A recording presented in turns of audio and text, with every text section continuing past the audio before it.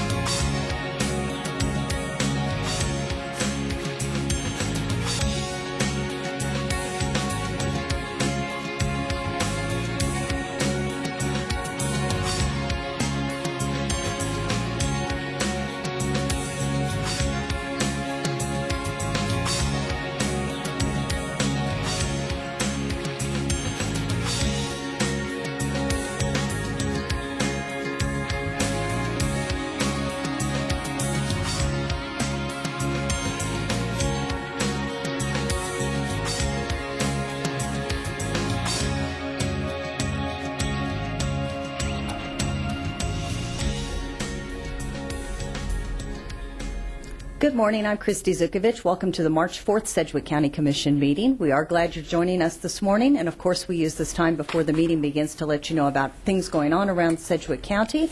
And first off, although it's a little chilly out, a little wintry out there, we do remind folks that it is time for us to have spring hours at the Sedgwick County Zoo, and that means that they are open at 8:30 until 5 every day. So hope that you will head out and enjoy the zoo. And of course this weekend is looking spectacular weather, so really good time to get out and enjoy the zoo.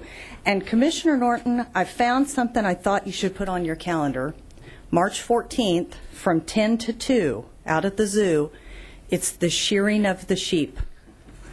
So I don't know. I thought kind of sounded like you being an Arkansas farm guy.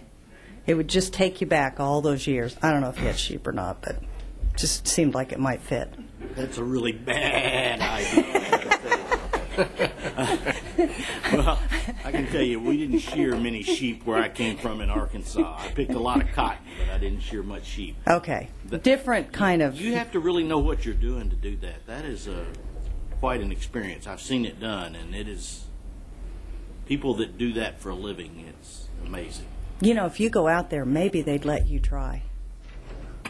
I'm just saying. I'm giving an opportunity there. Okay, we're going to move from sheep to chocolate. And Commissioner Peter John, you and I had quite the conversation about chocolate after a couple of weeks ago, where we all learned that you all love chocolate, different chocolate. And so Death by Chocolate this weekend at Exploration Place on Saturday. It is their fundraiser. You can find out more information at exploration.org, and you can just go overboard with chocolate on Saturday. Well, I'll confess, even though my voice may not be cooperating, but I won't duck this opportunity, and you can egg me on, and I won't chicken out, and we can horse around about chocolate all you want, but I won't be sheepish about it. Okay. Well, Commissioners, as I said at the beginning, we've got some crazy weather out there this morning. We'll have nice warm weather, but it is Severe Weather Awareness Week, so of course we expect that in Kansas. And I've asked Cody Sharvett of our Emergency Management to come here this morning and give some tips to all of us to remind us what we should do to be prepared. So, Cody? Thank you, Christy. Good morning, Commissioners. It may indeed be hard to believe, but spring is coming. We know that, and in Kansas, that usually means severe weather won't be far behind. So, as she mentioned, we are in the middle of Severe Weather Awareness Week. I appreciate this opportunity to speak before the board. Of course, severe weather ranks very high on our list of potential disaster threats here in Sedgwick County. So this week especially, we like to remind folks about the basics of disaster preparedness. That's build a kit, make a plan, stay informed, and get involved.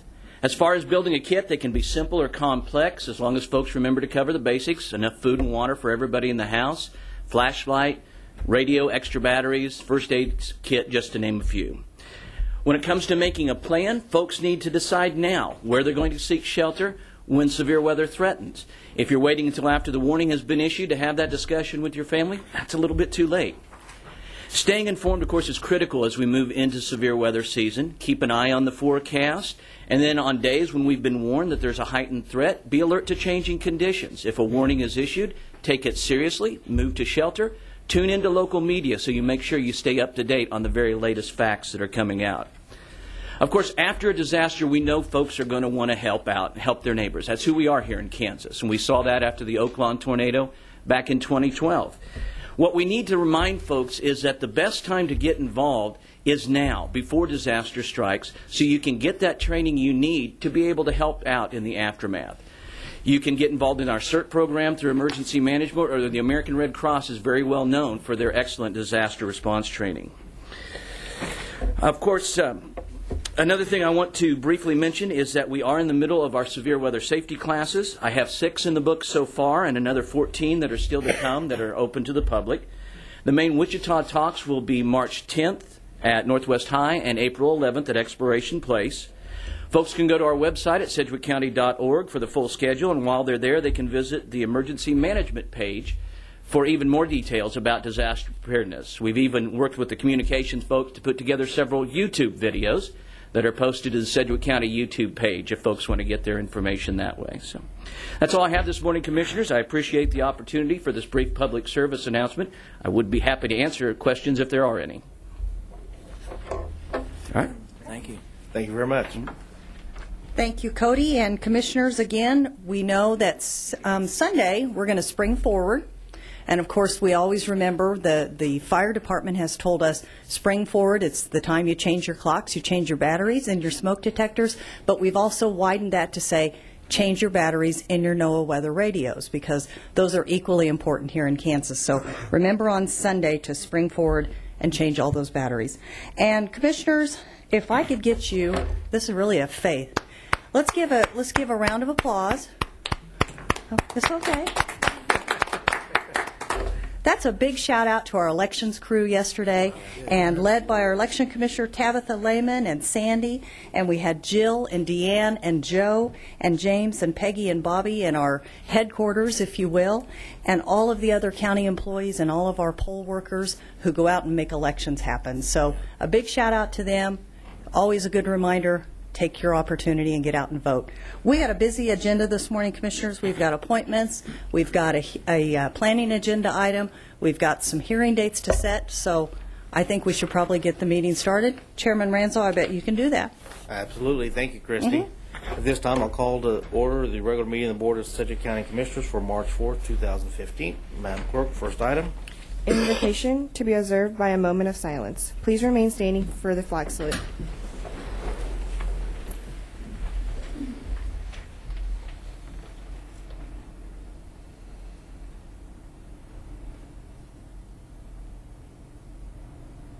Amen.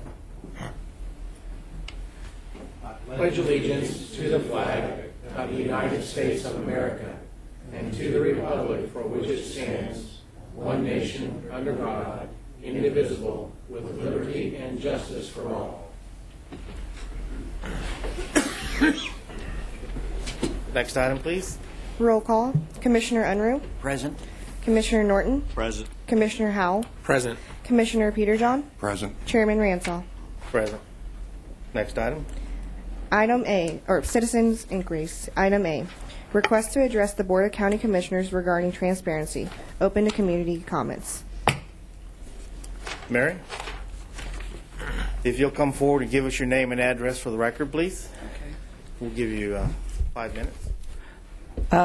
Mary Dean, 3327 East Bel Air Court, Wichita, Kansas. And I would like to thank you, commissioners, for letting me come before you and speak about my concerns today. First off, I'd like to say that for all these community organizations and individuals that are getting recognized for their community engagement and community involvement, where they're at. I look around here and I don't see them. I didn't see them last month and I'm not seeing them today. So I'm telling them they need to step up to the plate, be about it, not talk about it. That's my concern. That's my number one concern. Last month when I was here, there was just a portion of the agenda that was open to public comment. And I'd just like to know why isn't the whole agenda open to the public for comment? You know, you can call me Mary Come Lately, but I'm here now. I'd like to understand what can be done as far as the citizens and working with the county to make sure that the whole agenda is open to the public. That's one concern. Also, Steve Clausen, he gave a presentation to you, commissioners, about the facilities, the recreational facilities, and there was one that he mentioned, the Northeast facility, that I would have liked to ask what, one of the concerns was money, and I would have liked to ask what was it or what is it that the people in the community can do to make sure that this facility is where it should be when it comes to using it. And where is it at? You know, that was one of the things that I had wanted to ask. Where is this facility at? Because I tried to pull it up and I couldn't see anything on the web. Another thing, everybody's not connected to the internet in this county. Everybody does not look at their television like they should. I mean, that's evident based on the dismal election that we had yesterday for the mayor and last year. You know, people are not doing what they need to do when it comes to stepping up to the plate to vote. I'd like to know what is it that you commissioners are doing when it comes to, because I know you all represent a lot of people in your district. What is it that you're doing to make sure that the citizens in your district get the kind of information that's needed on the facts and the issues that are impacting them on an everyday basis? How are you getting the information out? Is it, are you having meetings, monthly meetings, sending out newsletters? What are you doing? And then finally, what are your thoughts on adding 2 additional seats to the county in order to have more diversity?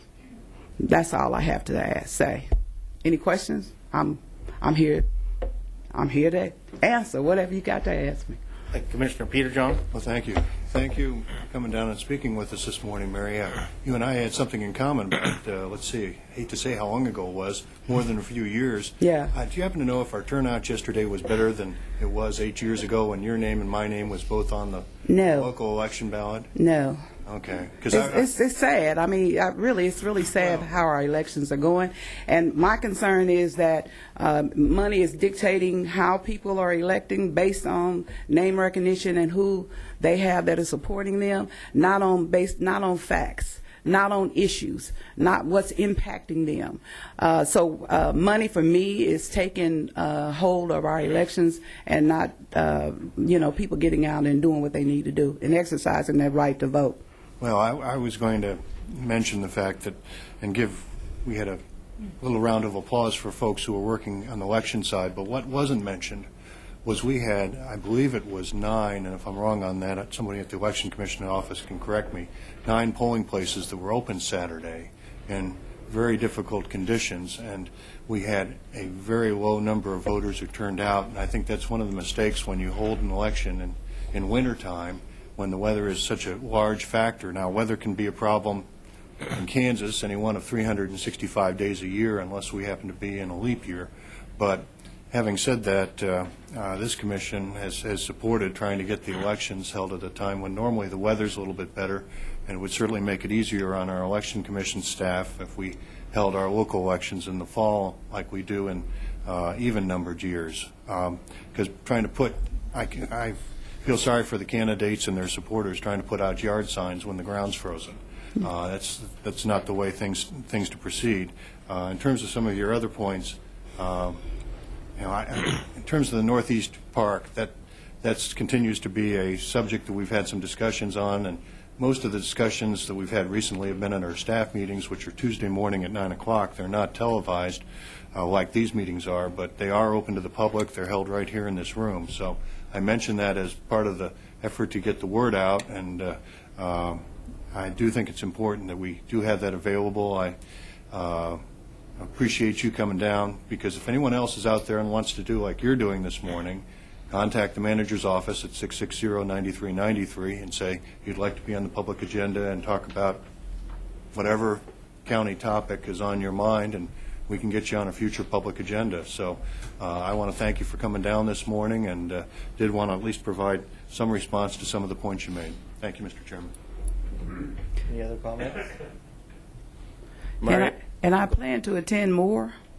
You'll see my face more than you probably want to, but you will see it, because I think that as a community leader, and I have an organization where we should be about it and not talk about it. I'm tired of seeing people getting these recognitions and stakeholders going to groups and organizations that's supposed to be about the voice of the people, but they don't show up. I don't see them in this room, and I think it's a disgrace. And I might be ruffling a little some feathers here today, but I really don't care, because I'm really kind of tired of people not getting out and getting the information that they need to do what they need to do. Too many people died for the right for people to get out and exercise their right to vote. Too many people sacrificed too much stuff in order for people to come before you and the city council to speak their issues that are impacting a community on an everyday basis. And so I say right now that I'm going to be about it. I'm going to be here probably more like I said than you really want me to be, because I want to raise the issues that are impacting people that I see on an everyday basis. Mr. Chairman, I'm going to move we receive and file Ms. Dean's remarks. Well, I'll second that, and I'll just say, Mary, thanks for coming out today. With respect to the citizen comments on items, I think you brought up at the very first.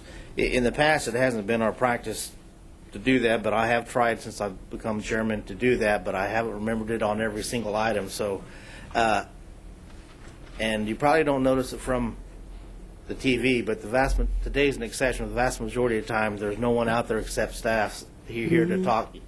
A few more people show up at Wichita, but you're right, they don't hear. But we'll try and do a better job to at least make the offered, even if no one's here, and because I do think that's important. And there are some other things that have been tossed around that we may do in the future. So I appreciate you coming. Thank you very much. Madam Clerk, call the vote. Commissioner Unruh? Aye. Commissioner Norton? Aye. Commissioner Howell? Aye. Commissioner Peterjohn? Aye. Chairman Ransall. Aye. Next item, please. Appointments. Item B, resolutions to appoint Dr. Preston Hickman and Charles H. Peaster, Sr. to the Sedgwick County Animal Care Advisory Board. Good morning, Commissioners. Richard Houston, County Councilor. These are Commissioner Peterjohn's appointments to this board, and together with item C, if I may go ahead and announce that also, that is a resolution appointing Debbie Parks to the same board. That is Chairman Ransaw's appointment. These are 4-year appointments, and I recommend you adopt the resolutions for items B and C. Commissioner Peterjohn. I'm going to make a motion that we adopt the appointments of Dr. Hickman, Mr. Charles Peaster, and Ms. Debbie Parks to the Sedgwick County Animal Care Advisory Board. I'll second that motion. Madam Clerk, call the vote, please. Commissioner Unruh? Aye. Commissioner Norton? Aye. Commissioner Howell? Aye. Commissioner Peterjohn? Aye. Chairman Ransall. Aye. And do we have? We've got at least two. Oh, there they are. With Mr. Peaster and Ms. Parks.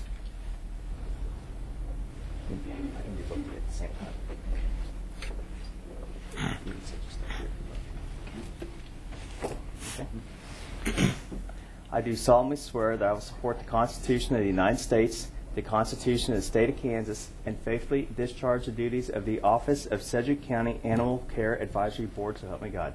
I do. I will. Congratulations. Thank you. If you'd like to say anything. Good morning, Commissioners. Charles Peaster, Sr. Commissioner Peter John, I want to thank you for reappointing me to a board that you reestablished this year, a 10-member board instead of a 7-member board that we couldn't find members for. I believe, hopefully, this year, all the county commissioners will be able to appoint 2 people to this board. We had set up bylaws last year that were going to be sent to you to be approved, and hopefully it'll take care of the problem if we have less than a 10-member board of people attending. Then again, I'd like to thank you for reestablishing the Animal Care Advisory Board, being 10 members instead of the 7 previously done. Thank you.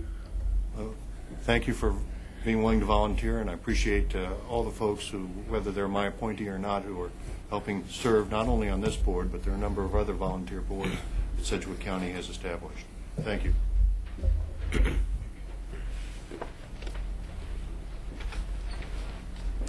Hello, Commissioners. My name is Debbie Parks, and I live at 8005 North Hoover Road.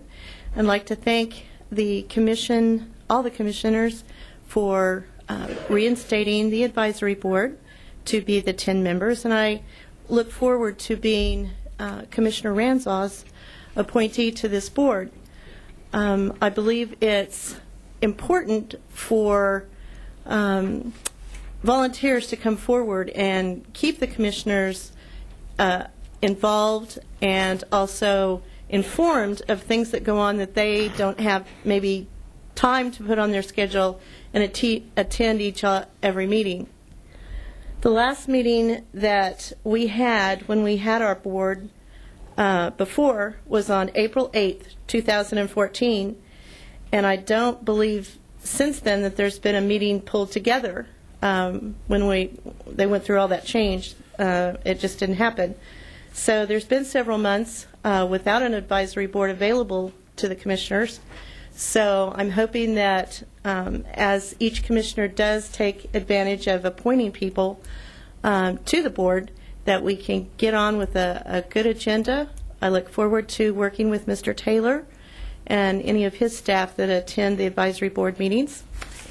And I'd like to put in a plug for one event, hopefully coming up, that we might discuss, which is Woofstock, October 3rd, 2015.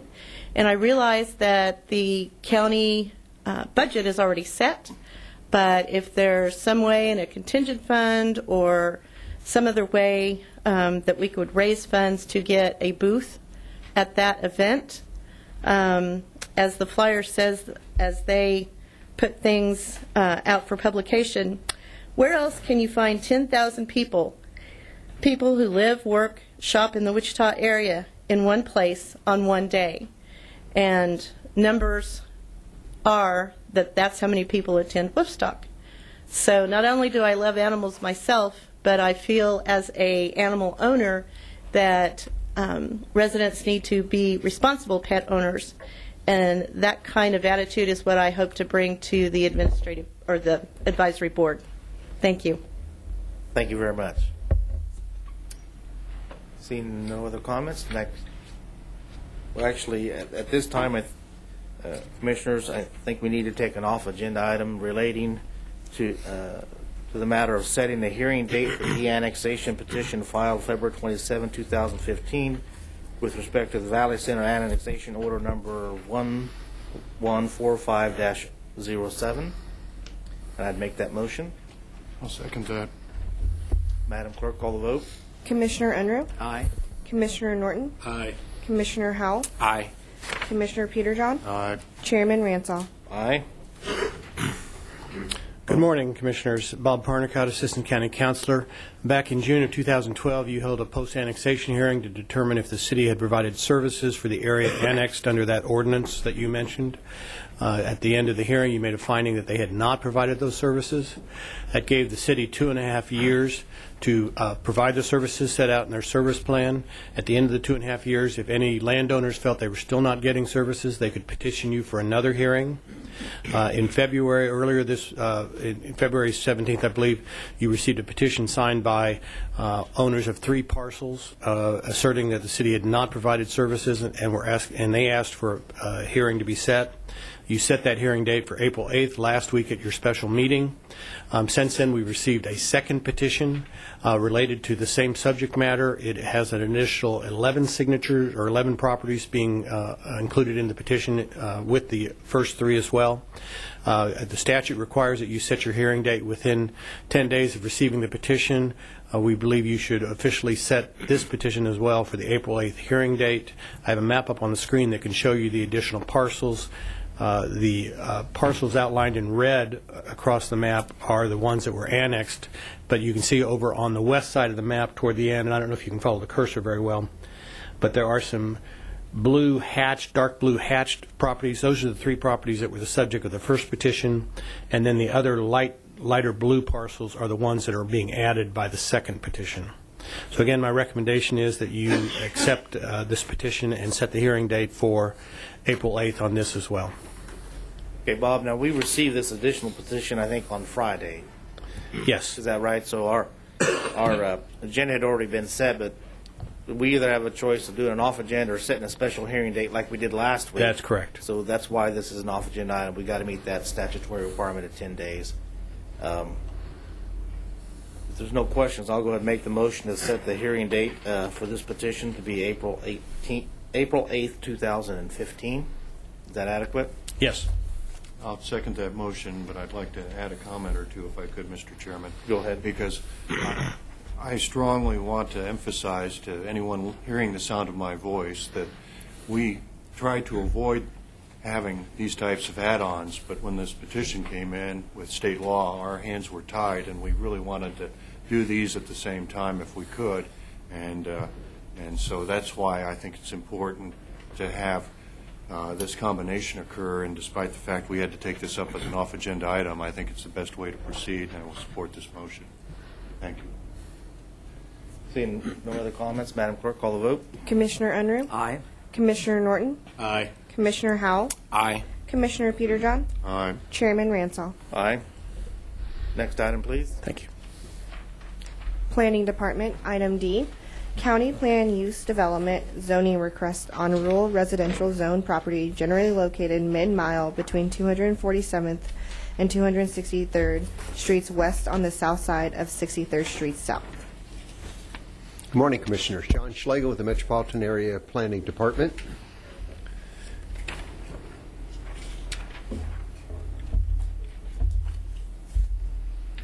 The owners of this, the 21-acre parcel that you see on the screen before you now, have applied to change the zoning of the parcel from its current zoning of rural residential to planned unit development zoning.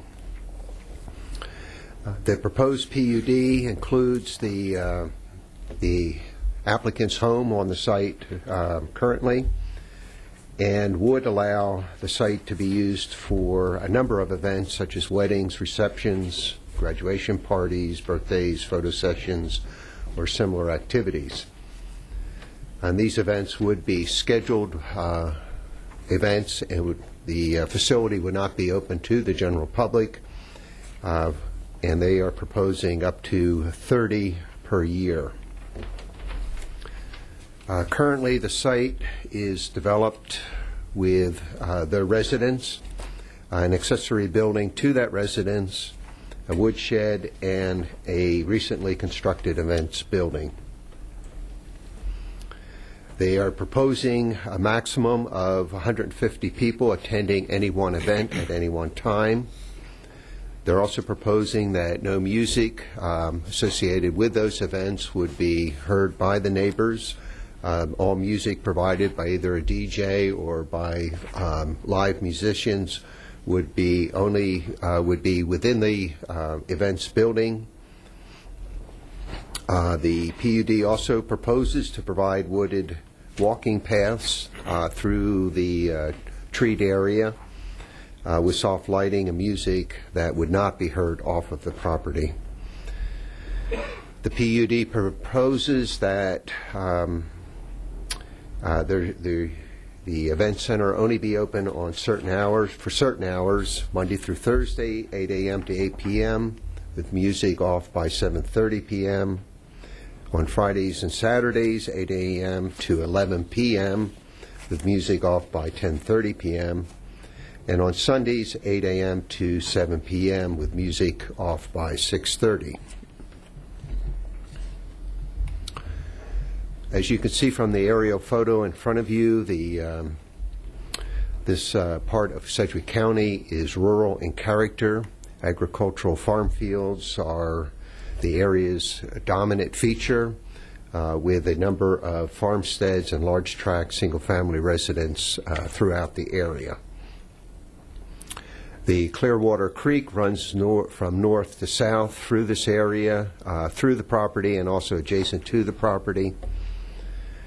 The exception to the area's rural residential zoning and rural character would be Camp Hyde, which is located about a mile to the south. That's a 120-acre PUD that had been approved a number of years ago by this commission and allows for a broad range of different activities associated with Camp Hyde. This item was heard by the Metropolitan Area Planning Commission at a public hearing on January 22nd, and there were a number of neighbors that were present to protest the request. Some of their concerns, although this is not meant to be an all-inclusive list, some of their concerns include traffic that would be generated on 63rd Street by events held on this property, and the impacts that would have on that sand and gravel street. The number of people that would be allowed at each event. There were also concerns about drainage, including the potential for flooding from the Clearwater Creek. Music and noise from events on the site.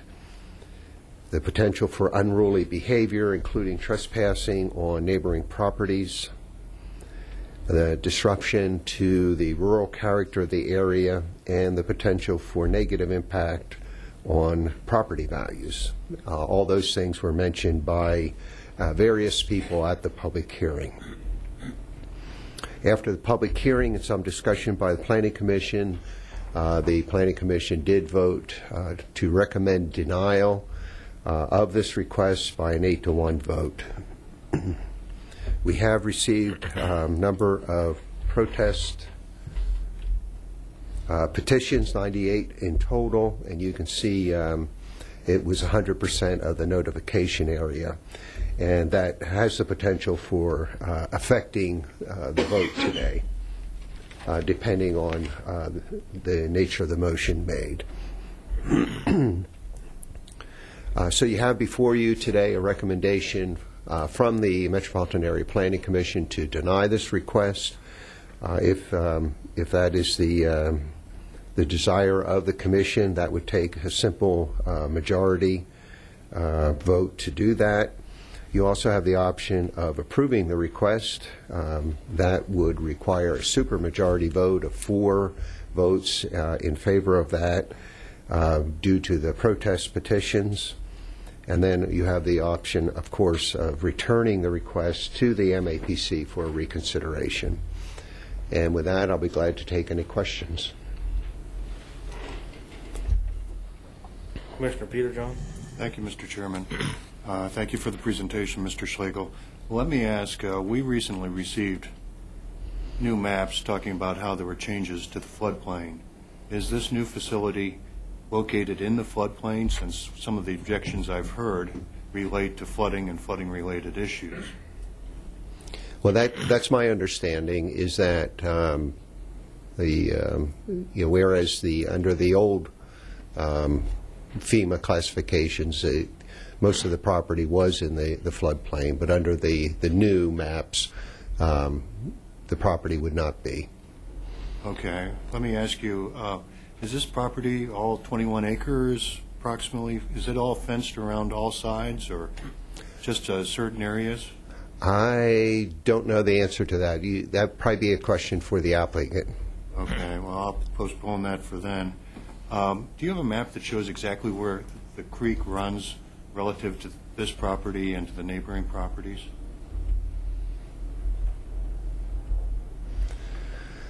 I think this would probably be this aerial photo would probably be the best indicator of where the creek is. You can see it's a dark area running toward the northern end of their property, along the west side of their property, and then it enters their property a little further to the south. Okay. Can you tell me if the area? Well, this may be a question for the applicant, and I'll defer if it is. How much of, based on that map, how much of the creek is in and outside their property? That would certainly be something I'd like to know.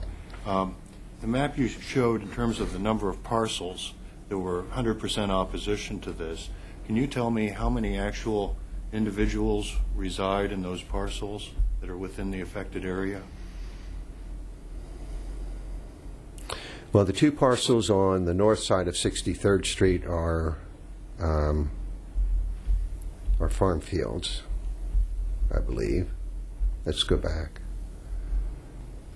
Okay, there are no homes in that portion of the notification area, but you can see off to the east those where there are homes to the east and to the south and to the west.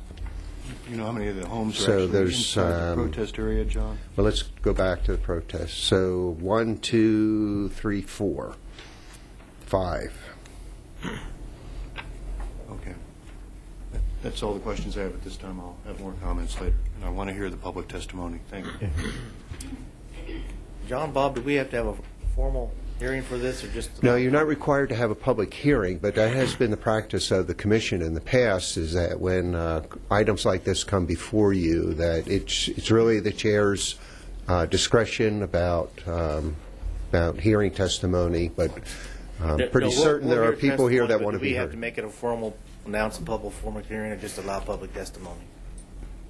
What's that? You can just allow it. Just allow testimony, okay.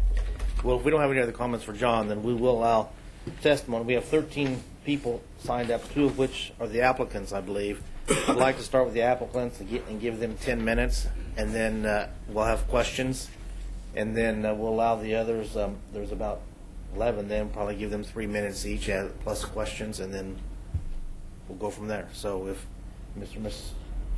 Group would like to speak.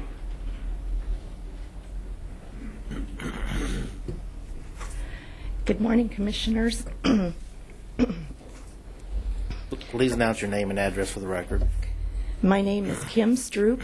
My address is 25501 West 63rd Street South in Viola, Kansas, 67149.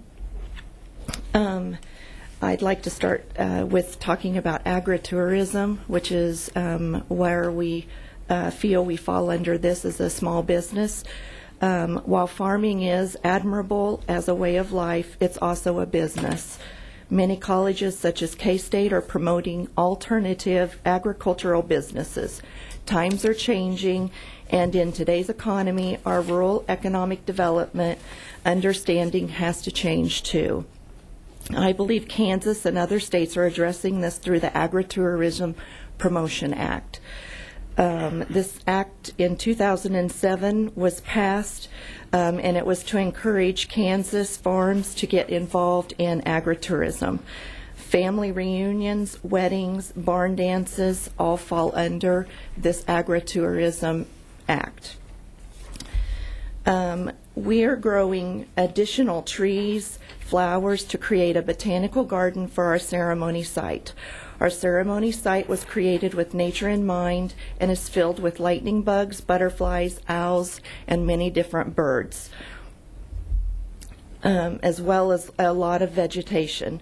Consumers who are looking for this farm experience for ceremonies like weddings, funerals, and other cultural ceremonies are our clientele. Everything is set up to bring people back to nature and to educate them with the land. This is the selling point of our farm activities, such as weddings. The barn is not the selling point. In fact, you cannot rent the barn without having a ceremony scheduled on our farm. In this respect, we believe we are keeping with the current uses and character of the neighborhood. We may not be growing acres of crop like our neighbors, but we are trying to profit off what our property offers and is based on what has been grown naturally, as well as the additional plants we have, plantation that we have available. Our land is very educational. Things we are building typically is repurposing old wood or trees that have fallen into arches, gazebos, tables, chairs, gates, etc. Plants and herbs are used to deter mosquitoes, ticks, and other bugs, not chemicals. The barn is triple insulated in order to help reduce noise. I realize we cannot say that our neighbors would never hear any noise. That's just not practical. The trees, however, that surround our property in the spring, fall, and summer enhance the natural barrier between our neighbors. The electrical transformer was upgraded, and the barn runs on its own meter. A new rural water meter was installed, and the barn runs on a separate meter for that as well. In order to obtain these two meters, we had to be approved by a committee from the electrical and the rural water. We were approved for each of these. Therefore, we consider these two entities in support of our small business as well. There are ADA bathroom stalls, parking spaces, panic bars installed on all the exit doors, emergency escape lights are in the bathrooms, exit signs are above the doors. The septic system was sized by the county inspectors to accommodate more than 150 people and more than 30 events per year. We are not trying to be a fly-by-night agritourism business. We want to show that we are here to be a positive example to other small agritourism businesses. We would like for the experience for the public that comes on our property to be outdoor games as well that are provided to be made out of repurposed items, as well to enhance the farm wedding experience. Through this forum, our neighbors have brought up several issues. Noise was brought up by the neighbors. Mrs. Pauley states in a letter to Planning and Zoning that our neighbors were never a consideration. We took extra costs to incur specifically because of our consideration of our neighbors. As stated before, the barn is triple insulated to keep the noise contained inside as much as possible. Natural barriers of trees in the spring, summer, and fall hide the neighbors from our barn and guests. Sorry, that's 5 minutes.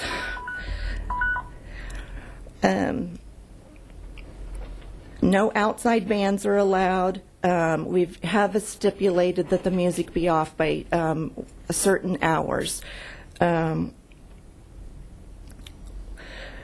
Based on decibel calculations, sound decreases based on distance. We could claim the same noise issues from running from equipment from our neighbors' businesses. We aren't running a combine or a tractor to cultivate our crops, but the level of noise we will generate is no more intrusive than the combines and tractors generate within the current neighborhood. In fact, if you take into consideration each neighbor that is opposing having one party per year, which is completely realistic, you would have triple the count we have proposed. I would say we conform to the natural surrounding of our current neighborhood.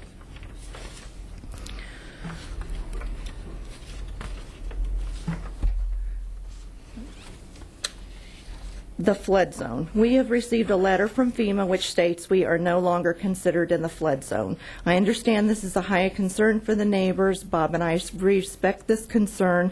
We have not altered the water drainage to cause flooding on our neighbor's property, and the fact that flooding has the potential to occur on our property doesn't affect the neighbors.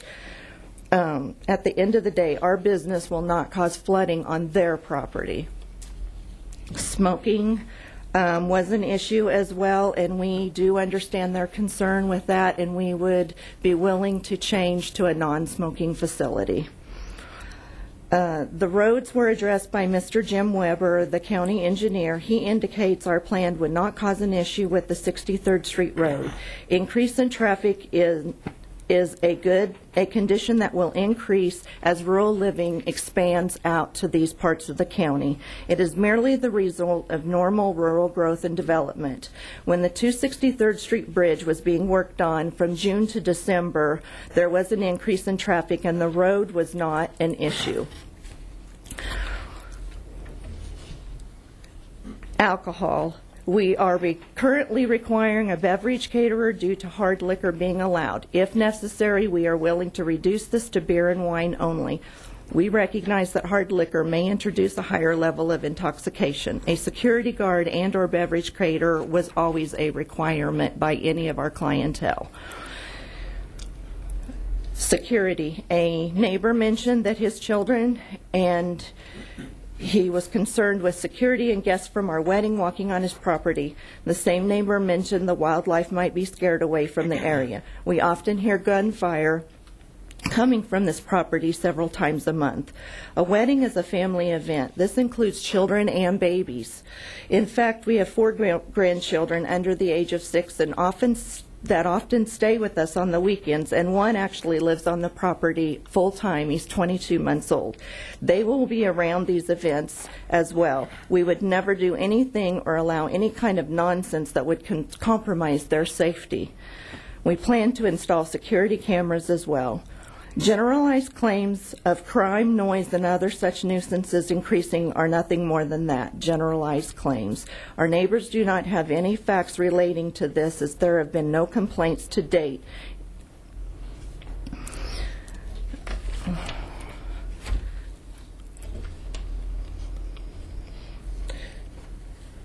Our neighbors claim the planning department was unaware of our intentions. We have established the planning department was well aware of our plans to find property to be able to hold farm weddings. The only deception we are aware of is our neighbors, Mr. and Mrs. Aaron Polly and Mr. Brad Henner, whom we explained all about our plans to host farm weddings. We expressed our intent to cause minimal intrusiveness, and if they had any concerns at all, if they would please come talk to us and let us know so that we could work on a plan together and come up with something that we could agree on. From them we received comments like, what you do on your property is your business. Mr. Polly cut hay in preparation for the barn to be built and paid us for the hay. We sent Mr. and Mrs. Polly a gift once, their newborn son, and they reciprocated with cookies. Yet Mrs. Polly stressed that she was afraid of retribution and reprisal for us. We don't understand where that retribution and reprisal would come from. We thought we had a good neighbor relationship. Mr. Henner asked to be able to bid on the insulation we put in our barn, as he runs a spray insulation business. He asked if he could give us a bid to install recycled rubber for our driveway, as it would cause less dust and last longer. We have never been more courteous to our neighbors. There have not been any recorded complaints against us. The barn building permit pulled was for residential. However, the mechanical, plumbing, and electrical all have commercial permits pulled as well. Steel drawings for the barn were also submitted. Bud Lett can confirm this information. I have just pieces of paper signed. It's not an official petition or anything like that, but these are from brides all around Sedgwick County, and they, while they don't live in our general area, they are looking for these types of businesses. And I think my time is up, so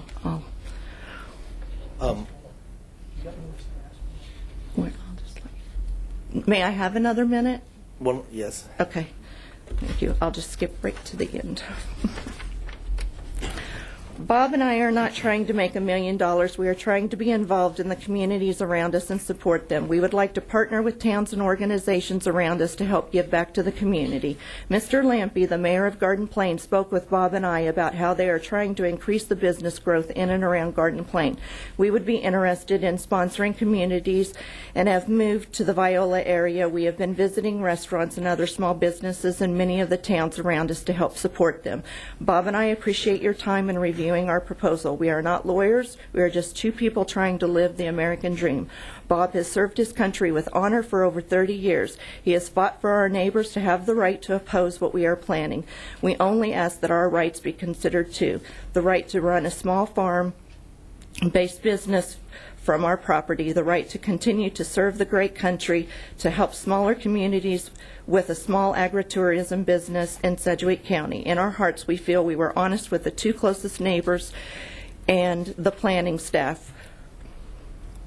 It appears the two closest neighbor character is to sit back and watch us pour our hard-earned retirement money into this business and never once give us the same consideration to work it out. They shook our hands, looked us in the eye, and said, "No problem."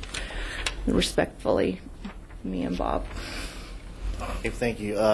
Before we go forward, I think we need to disclose any ex parte communications that we had on this issue. And I'll say I did have a meeting with Mr. and Mrs. Stroop. I also received a phone call from Mr. Polly and various emails a few weeks ago, but I'll make my decision based upon the information presented today that's in the record. As we move forward, for either John or Bob, I'm having problems finding the actual PUD with all the restrictions. Is that in this material? Yeah, it should be in the agenda backup report. It's a sheet. Should be 8.5 by 14. It has a site plan on it, and then off on the right-hand side of the site plan, there's a series of standards that were developed by the applicant that would apply to this PUD. Okay, here it is. It's okay, you found 8 it? by 11, okay, which makes it virtually unreadable, but okay. Any questions? Commissioner Peter John. Well, if we're going to be disclosing our communications, like yourself, I've heard from both proponents and opponents through various means.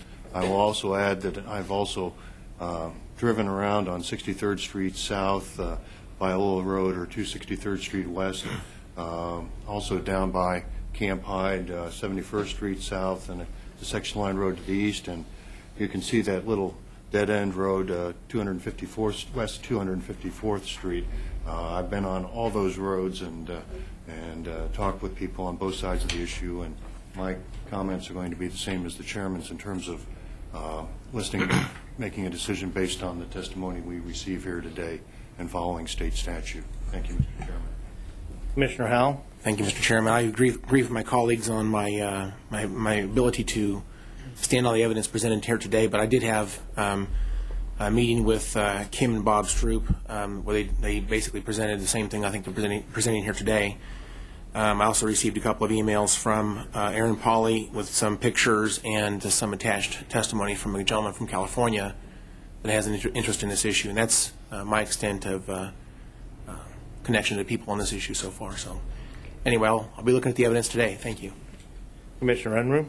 Thank you, Mr. Chairman. I would disclose that I had ex parte communication with the applicants, and that has been my only contact, and I will make my judgment based on the information provided today.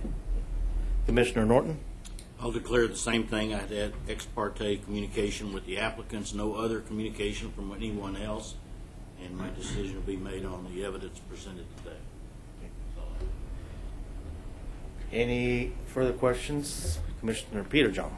Yes, for the applicant, I'd like to know, because just for my comfort level, you've got that Clearwater, the creek that runs from north to south, from Lake Afton south through your property. If there's a kind of a good map there, if you could kind of, where is it relative to your where is it on your property, and where is it near your property? Keep going. Oops, we're going the wrong way. Sorry. That's okay. There we go. Okay, thank you. Clearwater Creek, I'm not sure if you can see the pointer, but it... Well, I can see the pointer. I'm not Okay, sure the public can, but It comes, this dark piece right here, so at this point is where it comes onto our property okay. and comes through, way over here. And just so I have an understanding, how long have you lived there? We purchased the property May 1st, May 2nd. Okay. The backup information indicates that there's a whole host of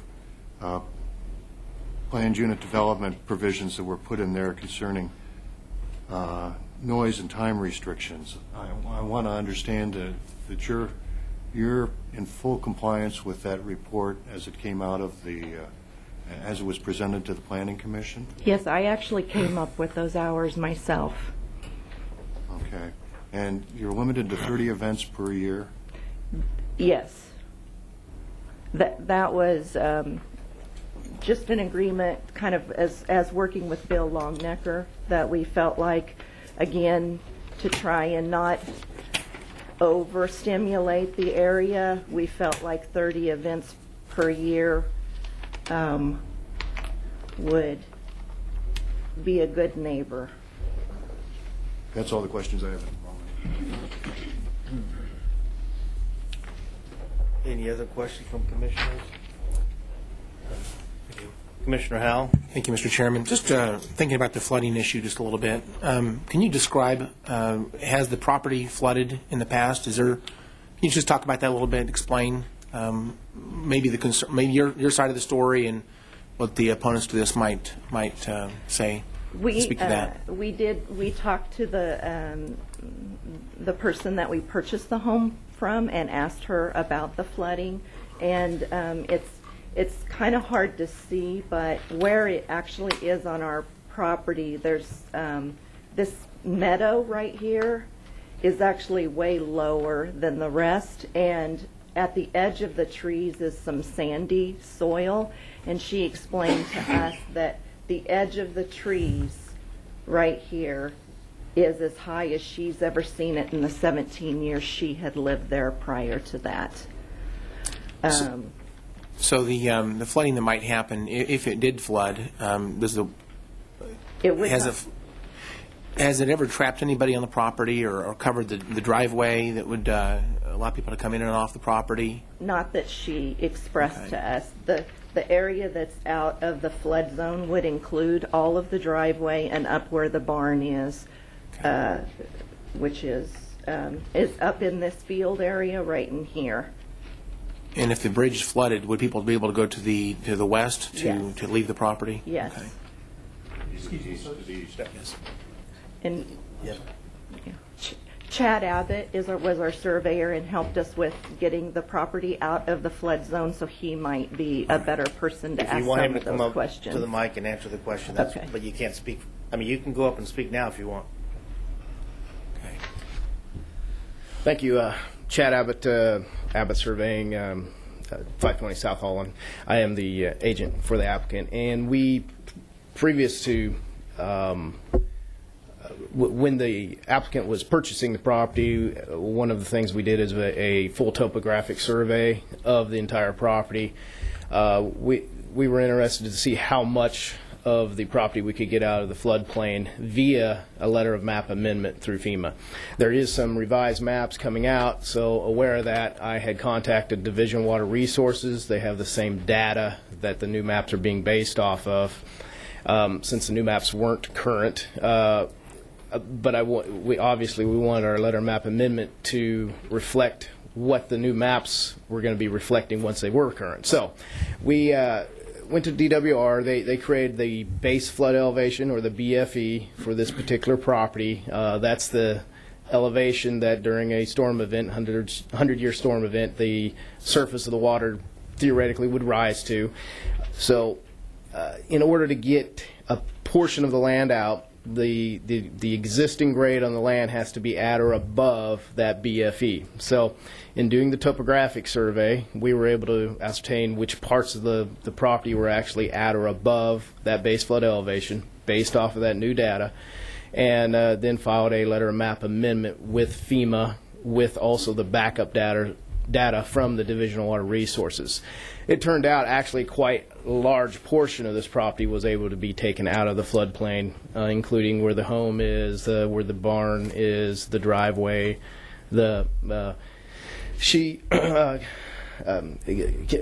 Kim is correct in stating that on the south side of this property it drops rather quickly, and that's the portion that is still in the floodplain, the southern portion along the creek area there, but the rest of it actually was high enough we could get it out. All the way up to the ditch at the north end of the property. So to kind of answer the question about access on that driveway, the driveway is actually high enough to be taken out of the entire driveway is high enough to be taken out and has been taken out of the flood zone A area. So at this point in time we have a letter of map amendment from FEMA, and I just want to kind of be clear on how all that happened, and then yes, there's approximately about half of the creek is on the Stroups property. So just following up, then, just to summarize, there is not a risk of anybody being physically harmed as a result of flooding on this property or near this property? Correct. It's been taken out of the special flood hazard designated area by FEMA. All right. Thank you very much, Mr. Chairman. Any other questions of the applicant? I just have one question, and I don't know if you want to publicly disclose this. You can give me a general ballpark if you want. I kind of like to know how much you have invested in this overall project, if that's something you want to publicly disclose. We have $150,000 invested in this overall project to bring it all up to code. We do not have our commercial.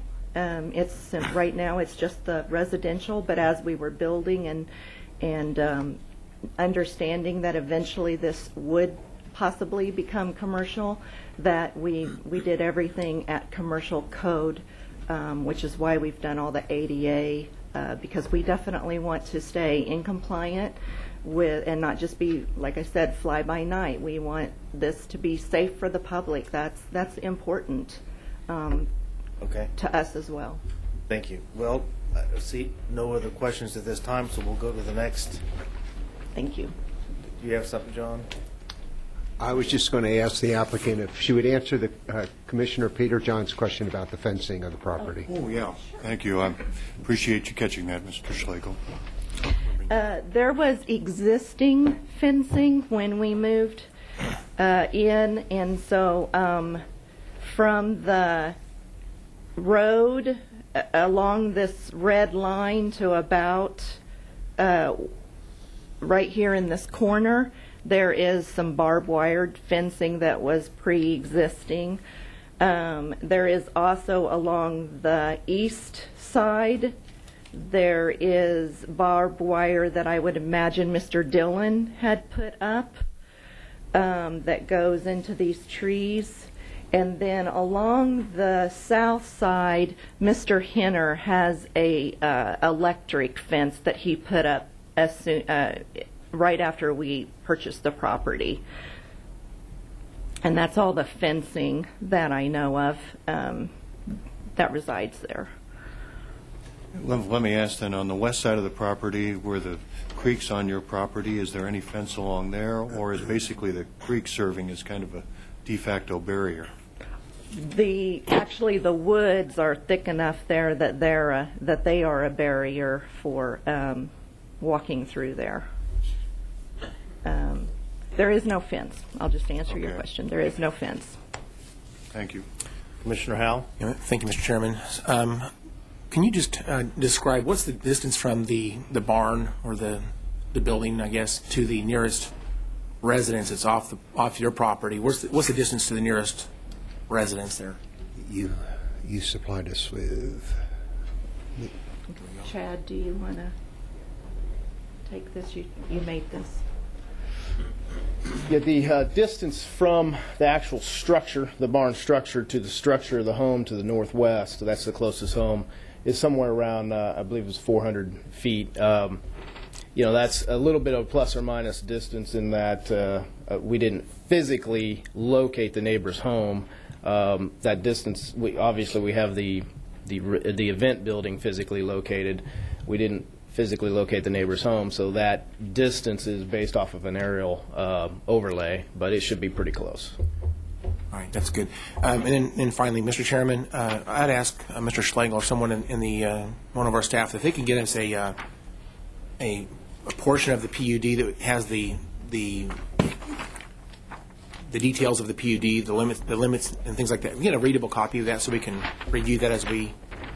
Well, those would all be listed out on that page. It's just so small I can't read it. It's too tiny. I see. Okay. It's not readable. Can you have somebody make copies of that, just that side of it? All right. We'll see. We'll see about getting that. That'd be very helpful. Thank you very much. Sure. Now let's get the load up. Let's get the large size. I don't really need the whole thing, just the side that's got the notes along the side there. I didn't realize that you only got the 8.5 by 11 version of it. I thought you had the 8.5 by 14. So. All right, we'll go to the next person, Everett Dillon. Please state your name and address for the record. My name's Everett Dillon, and my address is 25229 West 63rd Street South, Viola, Kansas 67149. My wife and myself own the property adjacent to this proposed area on the east side, and I have several concerns regarding the establishment of this. First of all, as far as we're concerned, why it's not compatible with the rest of the neighborhood. It's always been, rural, residential, with a little bit of agriculture on my property. And at one time, there was a little agricultural done on the property that the Stroops now own, and the Paulies have some agricultural stuff on the other side, along with their homestead. And Mr. Heiner lives to the south. He does some agricultural with haying on his property, and I also do haying off my property. And so it's just been residential and, just minimal of that type of farming. And it hasn't been deep agriculture, like you come in with a tractor and bale hay or something of that nature, you're going to have noise for 1 or 2 days, and it's over with for the next year. It's not something that comes up, every weekend or 30 weekends a year or whatever it may be. So that somewhat addresses that as far as compatibility to the neighborhood. And all of you seem very interested in the flooding. And it's my understanding that we had a presentation over with the Zoning Commission, and I had taken some pictures years ago of the land on this area, and so I was told it's going to be on here someplace. There they are. Is there any way to get that enlarged? That's not it. That's Mr. Pauly's land. That's a mile south of us. That's just after one of our high waters. And you can see the damage that was done to the bridge a mile south. And actually, when I can't tell you for sure what year that occurred, the bridge that is on 63rd Street, right to there. This is, you see the mailbox pictured in there? That is the mailbox to that property. I've lived there for 38 years. I've seen that mailbox covered with water. I don't care what FEMA has done with their maps or anything else. You live there for that period of time and you see a lot of stuff. And it has done this many times over the years. Matter of fact, where the bridge is there, let's see if I can get a pointer here. Right in there is the bridge area. In 1989, Mr. Henson was on the county commission then, and he was instrumental in helping get a new bridge put in there because the old one was a wooden bridge and it was dangerous. And they did come out and formed up and did a concrete bridge. In the process of all of that, however, we had one of our major storms. And all of the forms that had been placed for construction of that bridge were washed downstream. I say my time's up. there's a lot more information You in can regard finish to your- this flooding if you want to hear it. Finish your comment, please. Anyway, there's one more picture I'd like to show you folks. Mr. Howell had a question about whether, right here, the cattle there in that picture are mine. The property this is to the west from where the cattle are. This is after the water had gone down. Use the pointer. I'm sorry. Okay, all of this property here, at the time that this was taken, I couldn't even get down to it to take a picture of it until the water receded. Okay, this is all over on the property where they're proposing to do all of this. And yes, Mr. Howell, indeed, we have been stranded on the property. 63rd has been so covered with water, you couldn't go either direction on it. You can't go east or west on either until the water recedes. And so there is the potential, given the right conditions, that people can be stranded there, because we have been stranded there for as long as 2 days before the water receded enough that we could get out. So that does indeed happen. And so I think that maybe gives you a little more insight to what the water conditions can be. The other thing, too, is they say that county engineers come out and looked at the road. That's all fine and dandy, but it's been dry for several years here now. That's not the normal conditions. And we have the normal conditions with rain. Our road turns into a slop mess with ruts, and it stays that way until everything dries up, and it can be an extended period of time. And so that's one of my concerns, too, is damage to the road, the wildlife, danger to our grandchildren. Anyway, I know I'm out of time. Commissioner Peter John has some questions. Yes, sir. Yes, if I could. Let's begin with the pictures. Were those, you said south, one of the flooded pictures was, you said was south of your home. Was that, I thought but then you said it was the mailbox that the applicant's property was on. So was that 63rd the Street? applicant's property. So that was 63rd Street that was flooded? Okay. That was completely flooded. That was after water had receded. That's west. Help me out and help me understand, because I drove around that square mile, that full section, getting prepared for this meeting and this event, and driving to the east, it looked like there wasn't any problems to the south or driving further east. And just for the record, I mean, I live out in West Wichita, out by 119th and Maple, and I remember back in the late 90s when Maple was covered with water between Mays Road and Tyler Road. Mays Road was covered two places when the cowskin came out and the calfskin between Central and Kellogg. And basically there have been plenty of places where we've had these isolated events, but I wanted to make sure. You said there were two areas that were flood concerns. The backup documentation I've got only talks about the area on the creek that runs through the applicant's property. I want to understand where that second area, because I don't understand why you couldn't just leave your property, drive to the east, and then get south to 71st Street on the section line road, or drive to the north, or continue driving to the east. Sure, I understand your concern there. The problem is it doesn't all come off Clearwater Creek. Right across the road north from our property, there's a huge wheat field, and the further you go to the north, why the ground area slowly goes up to hilly, and you get so much runoff coming off from there. And there's a watershed pond on it within a mile of all of this.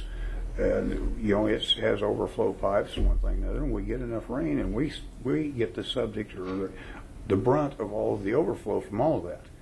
And where you're referring to going to the east, that road has been underwater even to the east.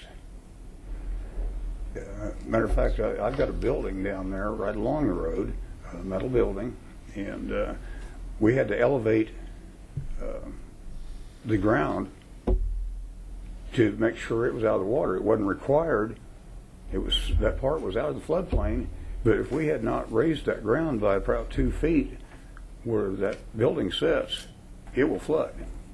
Well, Mr. Dillon, let me ask you, how far is your residence from the map to the closest part of the barn in feet, roughly? Could you get me the view over there? She'll switch it back. All right.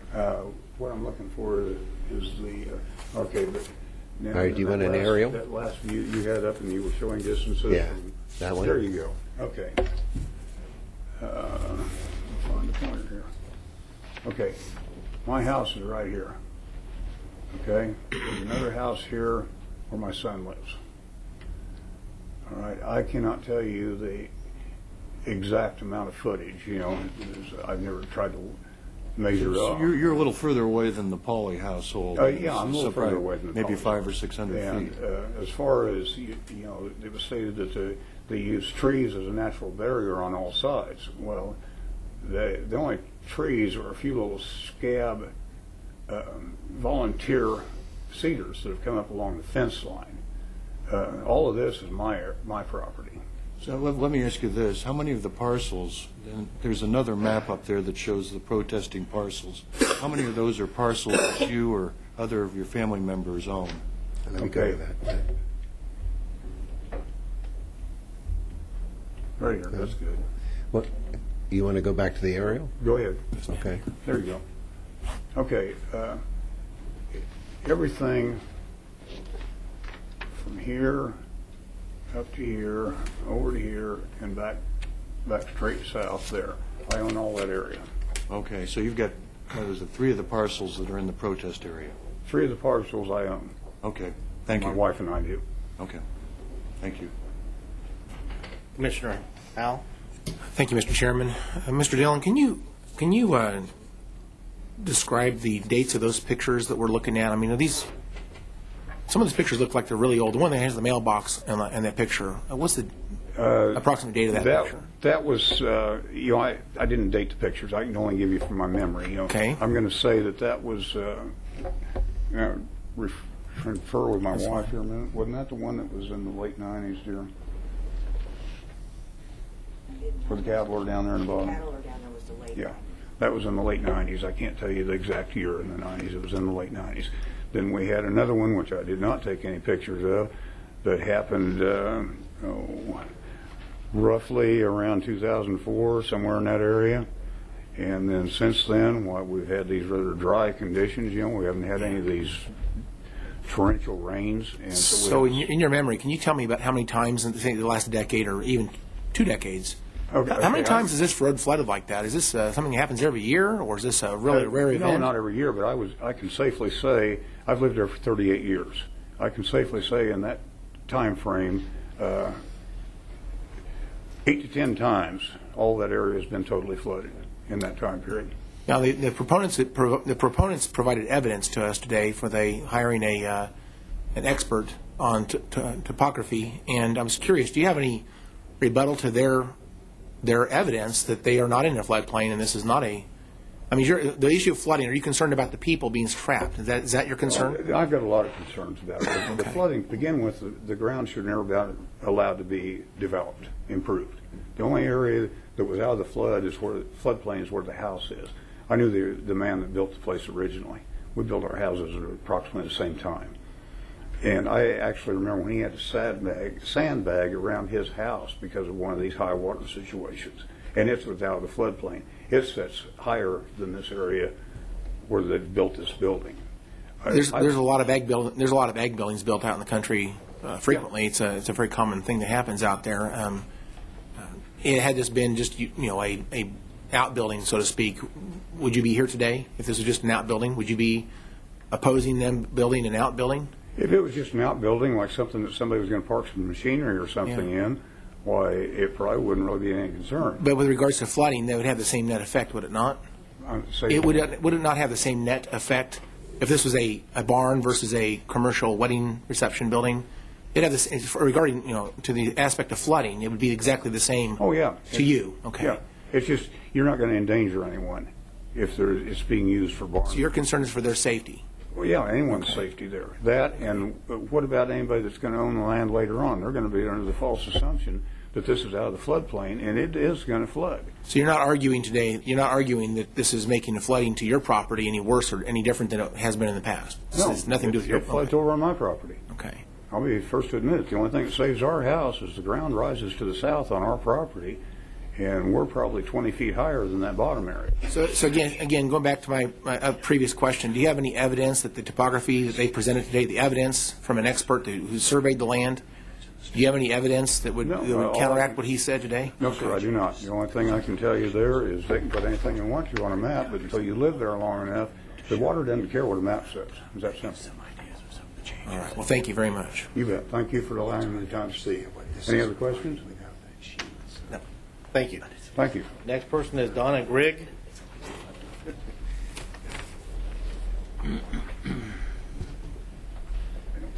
Please state your name and address for the record, and you'll have 3 minutes. Okay. My name's Donna Grigg. My address is 1471 South Wheat Ridge, which is near 119th and Maple. And what else did you want? That's it? You'll have 3 minutes. Go ahead. Okay. Well, good morning, Commissioners, and thank you for letting me speak. I'm speaking in behalf of Rustic Timbers. It would be a great benefit, I believe, to the community to have a venue in the country for weddings, anniversaries, reunions, to have the feel for people to have the peacefulness and the country feel. I do know Bob and Kim are very dedicated, stable individuals. Kim is a grad from WU and has always had a professional job position all her life. Bob has served our country here and overseas for over 30 years. With the guidance of a representative of the county, they diligently set forth to build the dream of Rustic Timbers to provide a peaceful setting with the outdoor charm that would inspire memories that people would cherish for a lifetime. I believe that this would benefit the county and the community, bringing revenue and possibly jobs within Sedgwick County. I know that the time that they have spent in their man hours physically cleaning up, preparing, and the money that they have spent, I have watched them over the year that they have prepared for this.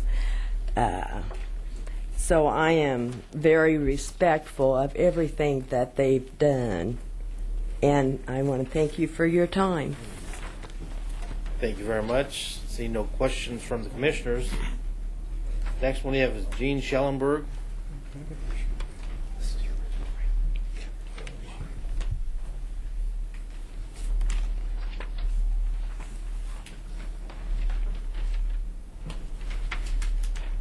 Good morning. My name is Gene Schellenberg. My address is 1471 South Wheat Ridge, Wichita, Kansas.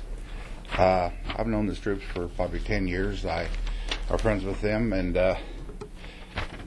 I went out to their new place when they purchased it about a year ago, and it was neglected quite a bit. It needed a lot of work, and heard about their plans, and it seemed like a great idea. I've just volunteered work there and equipment. It's been fun helping them put this thing together. It's a very quiet, beautiful place that they made out of it. The fact that it was neglected a lot over the years. They've done a tremendous amount of work all summer long. I personally haven't done a lot.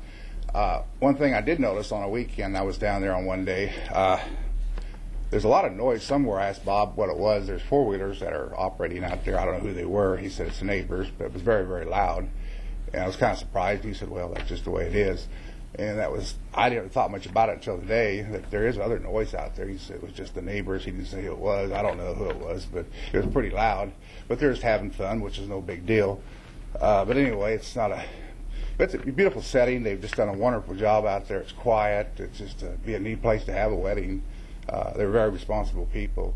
There would never be things getting out of hand at all. I can guarantee you that. But anyway, it'd be nice to see this thing go forward. They put so much time in the thing, and energy and money. They're good folks. They're not out there to cause any trouble at all. It would be a good thing for the neighbors. I'd love to be their neighbor. So that's about all I got to say. Thank you very much. Thank you. Seeing no questions, we'll go to the next person, Guy Hagan.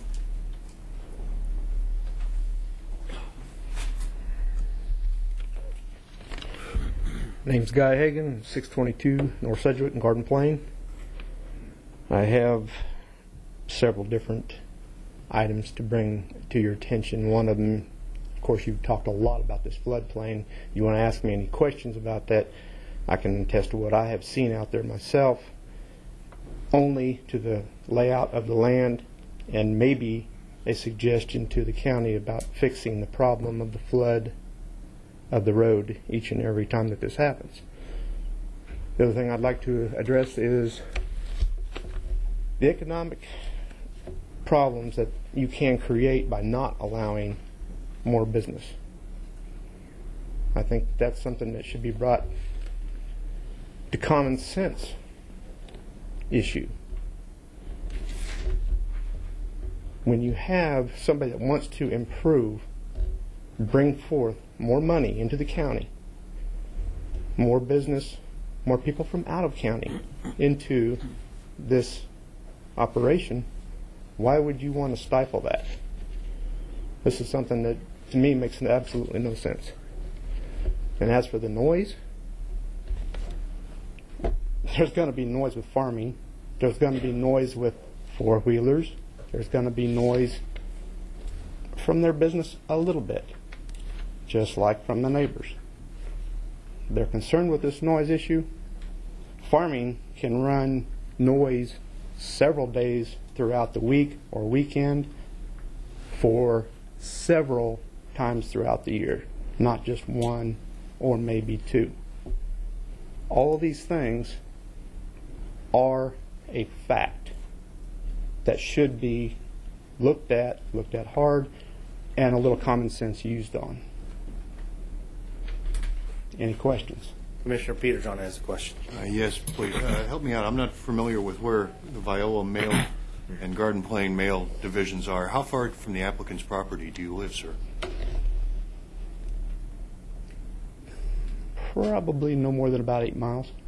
About 8 miles. Okay. Thank you very much. So I live in Garden Plain. You're actually in the city of Garden Plain? Yes. Okay. Thank you. All right. Next, we'll go to Ingrid Yeager.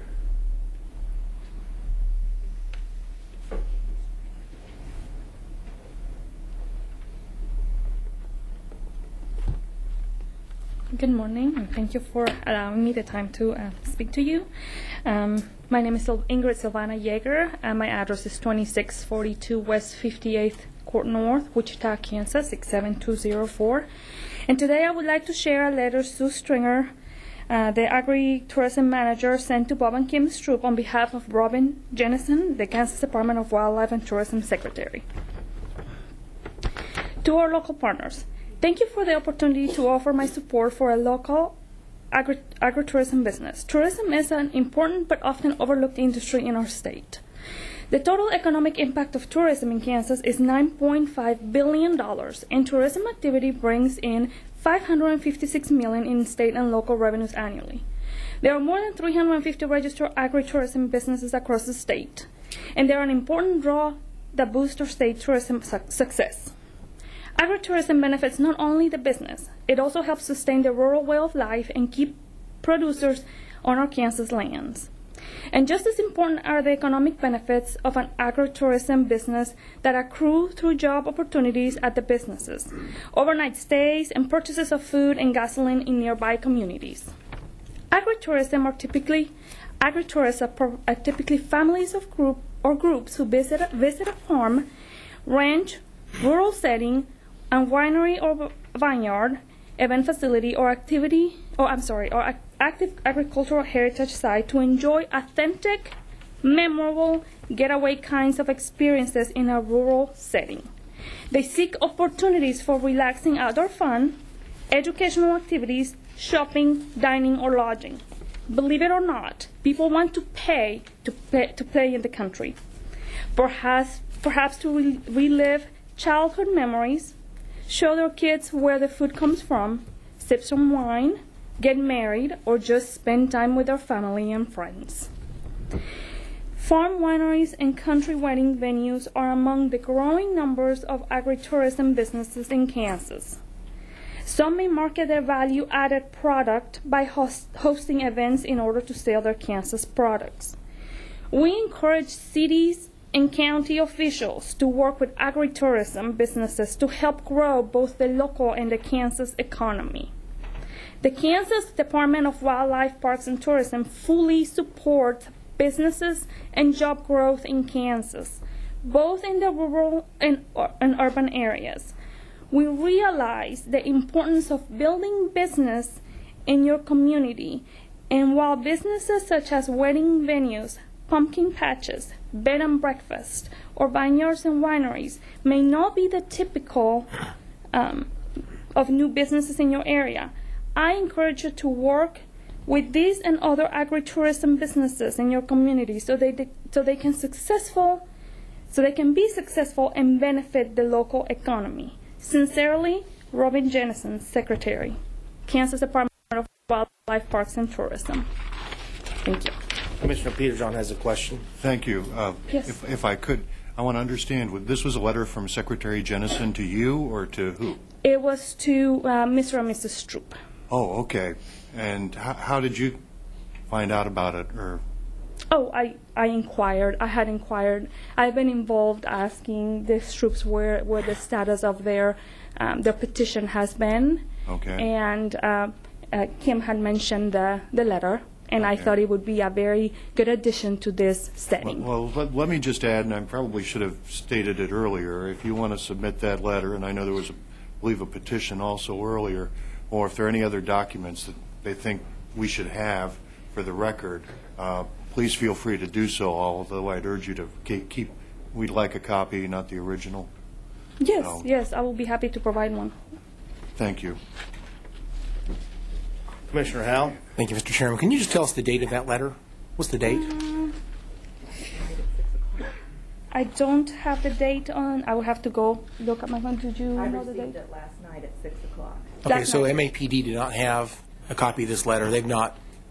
I forwarded it to Mr. Parnacott last night. But when MAPD made their decision, they did not have this information from the Secretary of Wildlife and Parks and Tourism. They didn't have his position on this proposal. So this is new information, so to speak, that they didn't have a chance to consider that position. Okay, that's all I need. Thank you, Mr. Chairman.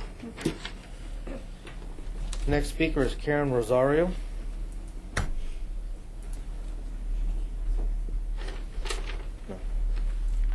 Hi, Commissioners. My name is Karen Rosario.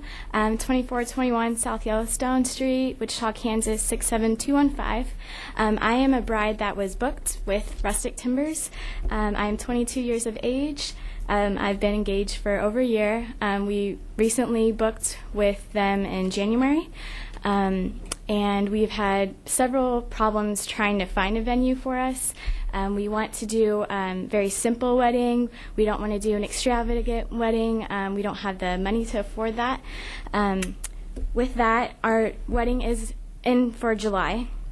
The venue is only like 25 minutes away. It's very convenient for us.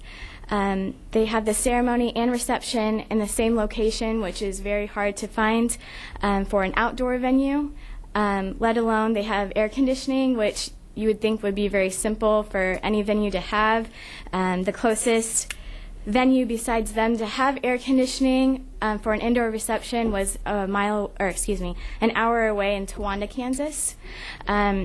Due to that as well, we have family flying in. I'm from Puerto Rico. We have family flying in from Puerto Rico, from California, New Mexico, Philadelphia, Florida, all across the nation wanting to come to my wedding. And they are ranging from 6 months to 98 years of age. So we need something that will work for everyone to travel to, that doesn't affect the age range to have. It's very safe there. I've been there on property. We had the tour. We saw everything that they're building. We saw everything that they've already done. And also I wanted to mention about how they didn't have any hidden fees for us. It still is. We haven't booked a venue yet. other venues have a lot of hidden fees. For example, the closest venue that was in Towanda, they offered that we could walk to the outdoor ceremony from the reception, but it's a mile away. So they offered we can pull you with a tractor, but that costs. So there's so many hidden fees with other venues that we found that the Streeps just had one fee. It's very straightforward, black and white, tells you everything that you have available. So I really appreciate that with them. I want to say with the neighbors, I understand that everyone has the right to their opinion and their concerns. I completely understand, but I feel like if they made all the requirements needed, I don't understand why they can't have the opportunity to have this beautiful venue that they do have. Lastly, being a bride, I could easily be very upset. You know, I could be very angry at the situation, but because of the kind of people that they are, I'm here today. I do have a child. I have other things I could be attending to, but I came here to attest to that. Thank you. Thank you very much for coming. Seeing no questions, we'll go to the next speaker, Brad Heiner. Good morning. State your name and address, please. Brad Heiner, 6635 South 254th Street West. And my property is to the south of theirs. My biggest concern is where they want to do their outdoor venues. And I thank Mr. Peterjohn for coming out, and I showed him on the map where it was. I think we have some pictures also from the property line. I believe so. That were sent in by Aaron. No. Maybe they didn't get sent in. I guess we can go back to the map. We'll be fine. There are photos in this series. Would they be helpful? Let me interject. Commissioners, Bob Parnicott. We received those photos very late. I don't know if I got them either late yesterday or early this morning, but we didn't have them available in time. We do have them available. We have some hard copies. I believe that I handed to Mr. Pauly if you would like to see them on the bench, but I don't, and we could get them loaded real quickly if you'd like. But we did receive these too late to get them as part of the official record. Different photos than what these They're different photos than what Brad's referring to. Did you send it to me? Okay. No, I take it. There's a different set of photos. I'm sorry. I thought they had sent in. So we did not receive the set he's talking about. Okay. Do any of these photos help? No. Let's see. Let's go back. Okay, I guess not. I guess we can show on the map. If you just show me the map and the distance.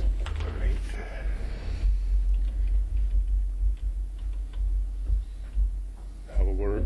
That last map. This one? Nope, the one before. With that one? Yes. As I'll show, and I showed Mr. Peterjohn, he came out here. This is where their proposed outdoor area is, right here. This is my house. They're saying this is 800 feet. I propose this is probably 200 feet to the outdoor venue, and probably 30 to 40 feet off of my property line. This is where, I guess, their outdoor venues, that's where their arbor and everything is. And if we're going to have 100 or 200 people down there within 200 feet of my backyard, or my back door, let alone 30 or 40 feet off my property line, all this property line along here. And if you put 200 people down here, or 100, in this low area, which is there's an open meadow and there's trees, but there's also openings through there you can see through, the noise is going to be unbelievable. Plus, I don't know if we're going to have a silent wedding, but I bet there will be music at this wedding that will be present. And the barn's way far away, the event center. So all these people are going to be wandering around in here. The noise level, yes, is a concern. As close as this to my property is a major concern. And as far as in contact with the Stroops, only one time did I ever speak with them. And I was mowing along my property and I saw them, so I stopped and I walked all the way up to their house and introduced myself to be neighborly. Offer, you guys moved in, you need anything? That's the way we do in that rural community. Aaron, myself, Frank, all the other neighbors around here, the 6 people that live on 254th Street, yeah, we may not speak every day, but if we need something, we all work together. And I spoke with them one time. They told me their plans. I was like, okay, I don't know you. I took it with a grain of salt. We're going to do this. We may have some weddings. I never was in contact with them after that. I never heard anything about 30 events a year. And where the barn is compared to where the outdoor, and that's what they're advertising, outdoor venues, that's where all their ceremony is going to be. Well, I believe it's awful close to me. The reason we live out there is because we don't want traffic, we don't want a lot more people, and we would like the peace and quiet. I think our serenity in our life is going to impact the whole community. I don't know how it's going to benefit just the our community around there. The extra traffic, dust, extra 100 cars. I mean, and I know they haven't been in contact with the other neighbors. They never spoke with Frank Dillon, and I'm sure he could verify that. I spoke with him once. My wife, I invited them over. I've never seen them. They never came and spoke with us. My wife has no idea who they are or what they even look like, other than their names. Other than that, I don't have, and like I said, I appreciate Mr. Peter John coming out. I did show him from the property, from a ground view there where they're proposed and what's going on there. And thank you for your time. I think Commissioner Peterson has some questions. Yeah, thank you. And let me just, since you mentioned it, clarify for the record that I was down at the Viola Sausage Feed, which is a wonderful annual event, and I figured I'd drive around in the evening before it got dark and kind of check out, because I knew the zoning case was coming there, and I drove up 254th Street, but that is a dead-end street, and dead ends on your property, and part of the reason I stopped was because you and some of your family members were outside, and it's not a heavily traveled street, I could tell, and my car was kind of out of place, so I figured, as opposed to creating any concerns of why I was there, I thought it was kind of just neighborly on my part to stick my head in. So let me ask you the questions, some of the questions that I've asked some of the earlier people who have testified. And this map may not be the best one to show it, but since your property or properties, I believe, are part of the protest petition, we had a map that showed a number of parcels that were protesting this that are within the area. Can you tell me how many of these I know you've got the parcel to the due south of the applicant's property. It's kind of that looks like a golf club side, and I think you've got the parcel immediately to the south. Do you also have the parcel on the east side of 254th Street too? Yes, here, and this odd-shaped piece that I purchased from the previous owner of the applicant's property. I have that parcel, this one here, this one also back here, and over here. And I think they've rolled, and maybe 3 or 4. I can't remember if they rolled 2 of them together. Okay. I would have to look at my records, the tax records. You've talked about the distance from your house to the property line, but I'm also interested in the distance from your house to the barn itself. I mean, it was, I'll tell you, it was hard to see even through the trees without leaves. The day I was out there, it was actually early February. Can you kind of give me a ballpark idea? I'm guessing that your house is, well, I shouldn't guess. I'd like your rough estimate in terms of how far you think your home is from the applicant's barn. They're saying 816 feet. I have no idea. Okay. I asked. There's no way. I guess they did this off their GPS. But all the property that you've got is fenced off from the applicant's property. Is that correct? We have a temporary fence around there, no permanent fence. There's an old existing barbed wire fence on some of the property that runs along here. There's an old existing and down through here. But as far as along here and in the... Well, I wasn't sure. We didn't go west of the creek and down to the creek bottom, so I was curious if that was all fenced off or if some of it was open. No, that not all that's fenced off. We always just fence off temporary during the summer on the east side of the creek along here. Well, I think you've got cattle sometimes in that field. Do you have it fenced off on your property in some way? We graze. That's what we do in the summertime. Yeah, we use that for pasture for horses and sometimes cattle. Okay, so the area immediately to the south is primarily livestock pasture. And the reason we have a temporary fence, if the creek, when it does flood, it will take anything out, and you can't keep a permanent fence in there. It's a waste of time. Okay. Thank you.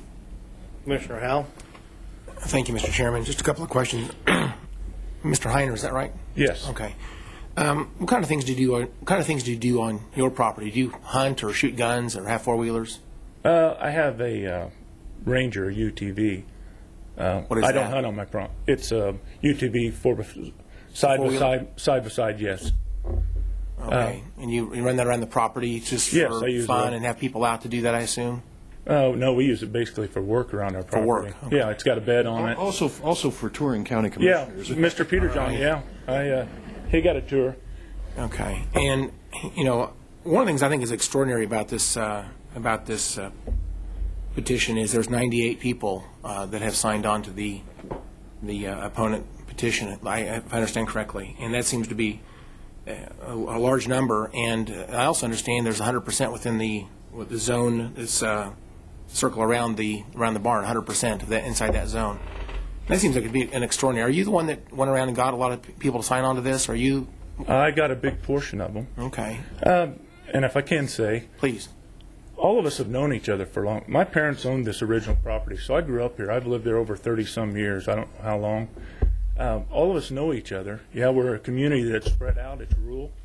But we know everyone. So, and we all stick together. Yeah, Frank and I sometimes may not speak for 6 months, but hence, if we do meet at the fence, we may be there for an hour or two catching up on old times and what's going on with current events. So we know everybody around there. And of course, the other petitioners, they have family, and we grew up in this area. This has been our livelihood for a long time, and the peace and quiet is. But back to the land use, so you don't ever have people out and have parties or shoot guns or that type of thing. You never do that type. Never do. Yeah, that I have family out all the time. Sure. Okay, that's good. Yeah. I noticed that some of the properties that are shown on the map of some people who signed on to the petition, their land is over. At least it's about 3 miles away from the barn. Is that correct? Yeah, I think so. even 98. further. 98 includes some of these are pretty far away. Okay. And your main concerns you mentioned today were noise, and the people nearby and close to your home. Yeah, on my out of my back patio where the outdoor venue's proposed. Okay. I take it that's where their arbor is and where all their benches and stuff are. Their ceremony site for outside. It's really fairly close to my back door. Like I said, it's right here. Right in here in this area. I bet it's within 200 feet of my back door. All right. Now the Stroops mentioned they were swap cookies and things like that with one of the neighbors. That wasn't you, I guess. That was the. I was that spoke Mr. with him Dillon? one time, and that was it. Is that Mr. Dillon, I guess, that did that? Okay. So you guys were friendly with Mr. Dillon at least and had at least a pretty good relationship early on, and then they never have talked with you early in the process of their. I walked over there and introduced myself to them, or I don't believe that I would ever met them.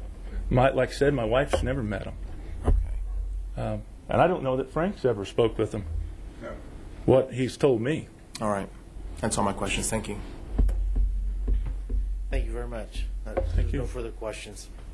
Next, we have Raina Lindley, and looks like we have Brad Renley that would want to speak. Can you both come up and speak, or?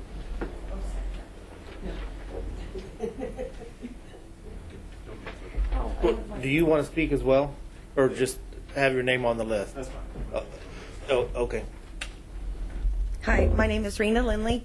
I live at 904 North Oak Ridge Court in Goddard, Kansas. I was a resident of Garden Plain for 7 years, and just recently, within the last few months, we moved to Goddard due to the fact that they're talking about closing the schools for lack of attendance. There's lack of attendance because there's lack of kids. There's lack of families that are in the Garden Plain area due to the economy. There's nothing out there in Garden Plain. my aspect of it is for the venue is because when my kids go to the school, they went to Camp Hyde. They enjoyed Camp Hyde. That's how we learned about Garden Plain, was Camp Hyde, and how much fun. And I thought, you know, we need to check into this town. We checked into the town. We drove around. We fell in love. We moved. And the high school, for proms and stuff, they take them out of the district to other venues. They take them out of the economy of Garden Plain, where they could be at Rustic Timbers having their proms, their homecomings, and other sorts of school activities. We bus kids out to the nature trail over on Woodlawn Street for kids to have a nature trail. They could go to Rustic Timbers. They could keep it within the community, like they're saying that there is a tight-knit community, which there is. And if one person says this is the way it's going to be, then 98% of the people in that area is going to say, okay, well, I don't want that person upset with me, so I have to agree with what they say. I know that because I lived there for 7 years. I love the town, but I didn't like the politics of how they go around undermining new businesses. There are many businesses that have tried to come into Garden Plain, and if the community doesn't like it, then they're going to ban it, and so they move out. That's why there's one gas station and 2 beer joints, and the gas station that is a beer joint in the back of it. That's all there is in Garden Plain. And when my kids had to be bused to the airport Hilton for their prom, they could have gone to Rustic Timbers and had a very nice, quiet. There's shotguns everywhere. There's shotgun noise. There's cows mooing when they're mating in their certain season, whenever it is. There's mooing, there's gunshots, there's ATVs. There's noise everywhere, but the main thing that I noticed was the gunshots. And I lived in town, and the only open area would be out towards that area, the farm area. Bob and Kim I've known for 20 plus years. I respect them very much, and they would never put anything out there that was not going to be safe. The 7 years I lived there, the flooding wasn't an issue. I have friends that live out in the country, and they never flooded. The flooding is not an issue. The issue is they just don't want to see the economy grow. And Garden Plain is going to struggle because the schools are going to end up closing. Thank you. I see no questions. Brad Lindley, if you can go ahead and speak.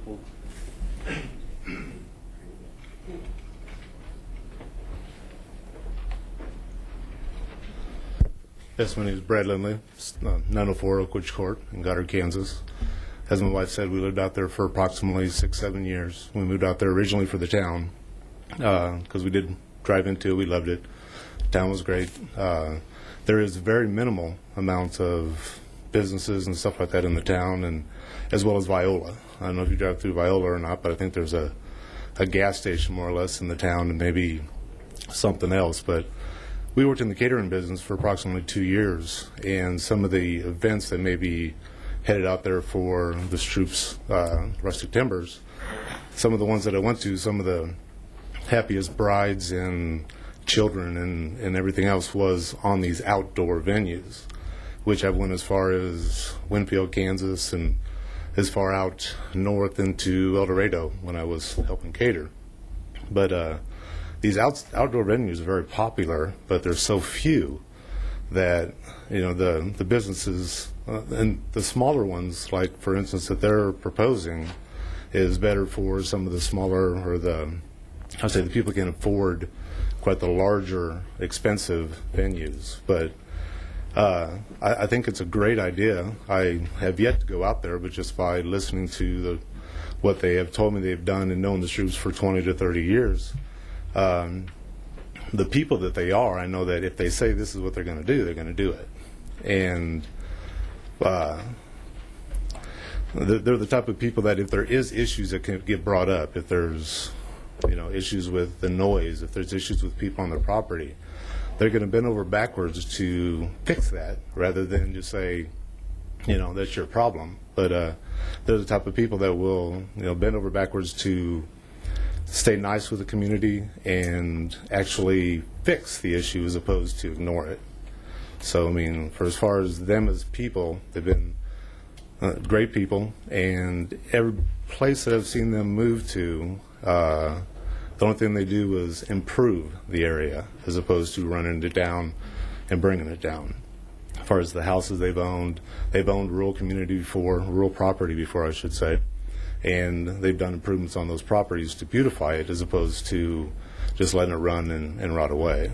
But some of the local communities like Viola and Garden Plain, and with bringing some of the people in from out of the state, out of the country and stuff like that, like one of the other speakers had said, I think would be good for bringing money.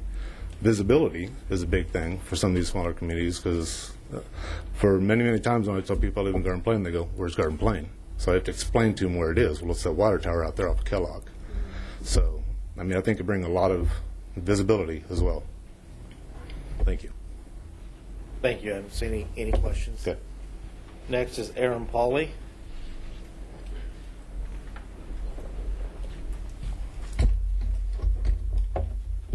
Good morning, Commissioners. Thank you for your time.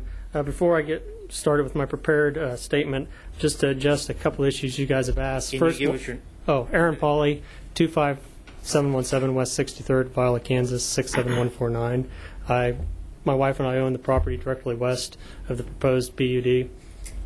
We're right here. Like I said, just before I begin my prepared statement, Commissioner Peter John had asked about why, if the property was flooded to the west, they cannot exit to the east. If you'll notice on the new flood maps that FEMA's have come out with, while the Stroop property was taken out, they moved the floodplain further to the east, just to the east of Frank Dillon's property. So the road to the east, FEMA's potentially saying could be underwater. Another issue, there's been the talk of agritourism. USDA defines a farming operation as any person or property that produces $1,000 in food, fuel, or fiber. And as you've maybe seen in some of the documentation, I myself did put up the hay off of Stroop's property, and it was $350. So by USDA's definition of a farming operation, they would not qualify. So with that, I'll begin my statement. Again, I'm Aaron Pauley, and my wife and I have lived on the property directly west for almost past 4 years. However, I've lived within 3 miles of this property my entire life. When my wife and I decided to purchase our property almost 4 years ago, the seclusion of the house, the abundant wildlife in the creek area, and the low traffic volume on 63rd Street were just several factors in our decision to purchase our property. While 30 events over the course of a year does not sound like many, it equates to an event every single weekend from roughly April through October. So gone would be the days, the weekends, when our family and other residents in the area would be able to enjoy their property when they're not working. It's been pointed out on the map that it's approximately 350 feet from our house to the where the building sits right now. That's probably correct, but it should be noted that from our property line to the building, it's maybe 50 to 75 feet.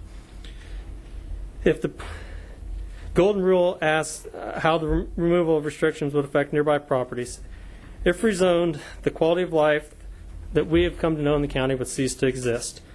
While there's additional noise, not just from people, but the flow of traffic in and out of the property is going to create noise and dust. And where the parking lot is situated near the building, when the cars were entering and exiting at night, lights would be shining potentially right in the backside of our house, as the backside of our house is all windows viewing the creek. It should also be noted that if this zoning case was being held in the city of Wichita, the zoning would be discussing whether to allow a nightclub, because by definition, when live music, including a DJ, and alcohol are present on a property, according to zoning code, that would constitute a nightclub.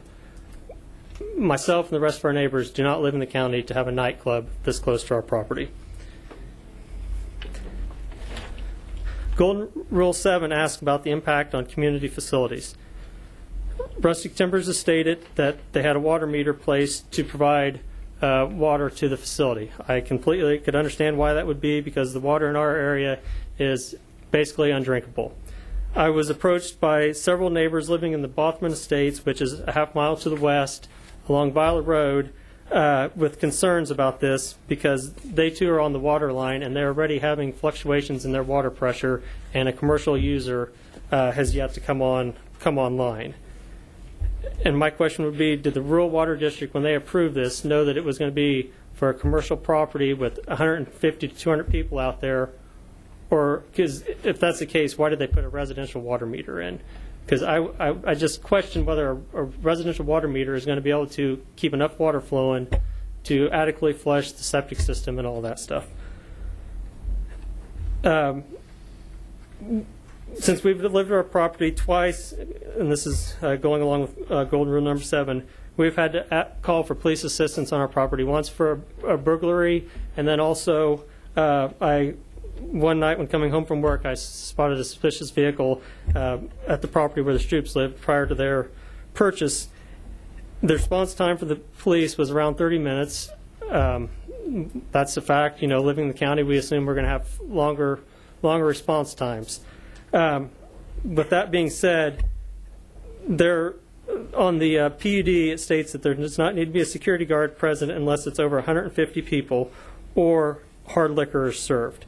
I'm not for sure why 150 is the triggering point for the situation to escalate, and why beer and wine can potentially cause problems as well. Stroops also state in some of the documentation they provided that they are going to be booking people with their characters, values. And, myself and a number of other, this is not about the Stroop character. I'm sure they're upstanding people. At the end of the day, we're still going to have to be neighbors with them. But, when they say that they're only going to be selecting people that fit their qualities, well, when they're interviewing people, they're only interviewing the bride and the groom, maybe some groomsmen, not the other 140 other people that are out there. Golden Rule 8 asks about support or opposition from the neighborhood. As you can see on the protest petition maps, there was not a single neighbor in the immediate area that was in favor of this. And I know my time's approaching, and I'd like the commissioner to... Okay, thank you. Many of the neighbors, when we went around alerting them, because unless you live, the only people that were notified of this potential zoning change were us that lived within 1,000 feet. Well, we felt as neighbors, to be good neighbors to the rest of us in the area that would be affected, that we go around and alert them, in which we did. And at that time, many of the neighbors asked why the Stroops did not purchase the Red Barn at Lake Afton, which has been for sale, and is for sale because of lack of business, I would assume. Golden Rule 4 talks about the length of time the property has been zoned in its current state. As Mr. Dillon addressed, this has been a rural residential homestead for approximately 40 years, as all the adjacent properties. Again, flooding potential is huge. Mother Nature doesn't read maps.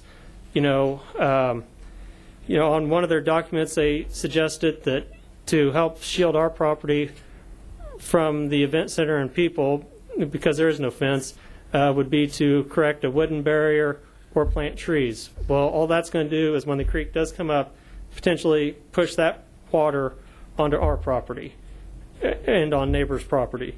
And the trees, there's a significant amount of driftwood in the creek bed, and so the trees would catch that driftwood, basically creating a dam, and the water's got to go somewhere. My thought is it would go to the west.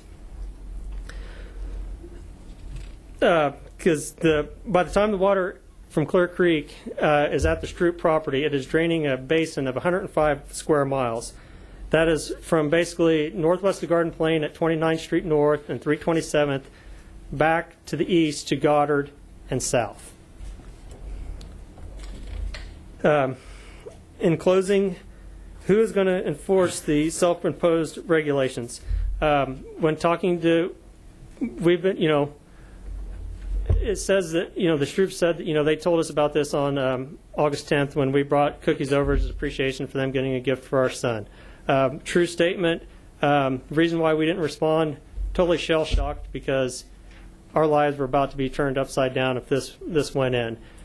Next day, I called code enforcement, and at that time they said that the county had a specific manner in which to deal with this, which is what PUD and the meeting with the Planning Commission was, and we thought it was in our best interest to just, instead of, again, they're going to be our neighbor at the end of the day. Instead of getting in a dispute about things that neither one of us might not know, let's let the county handle the situation, and we could share our comments and feedback at that time. I'm sorry that they've invested that much money in the facility. We've had to invest money in hiring a surveyor and legal fees just to protect our own property from this. We're out, I'd say, at least $5,000 so far, and we're not going to see $1 benefit from if this would go through. Also, I got off track. Again, back to the who's going to enforce this.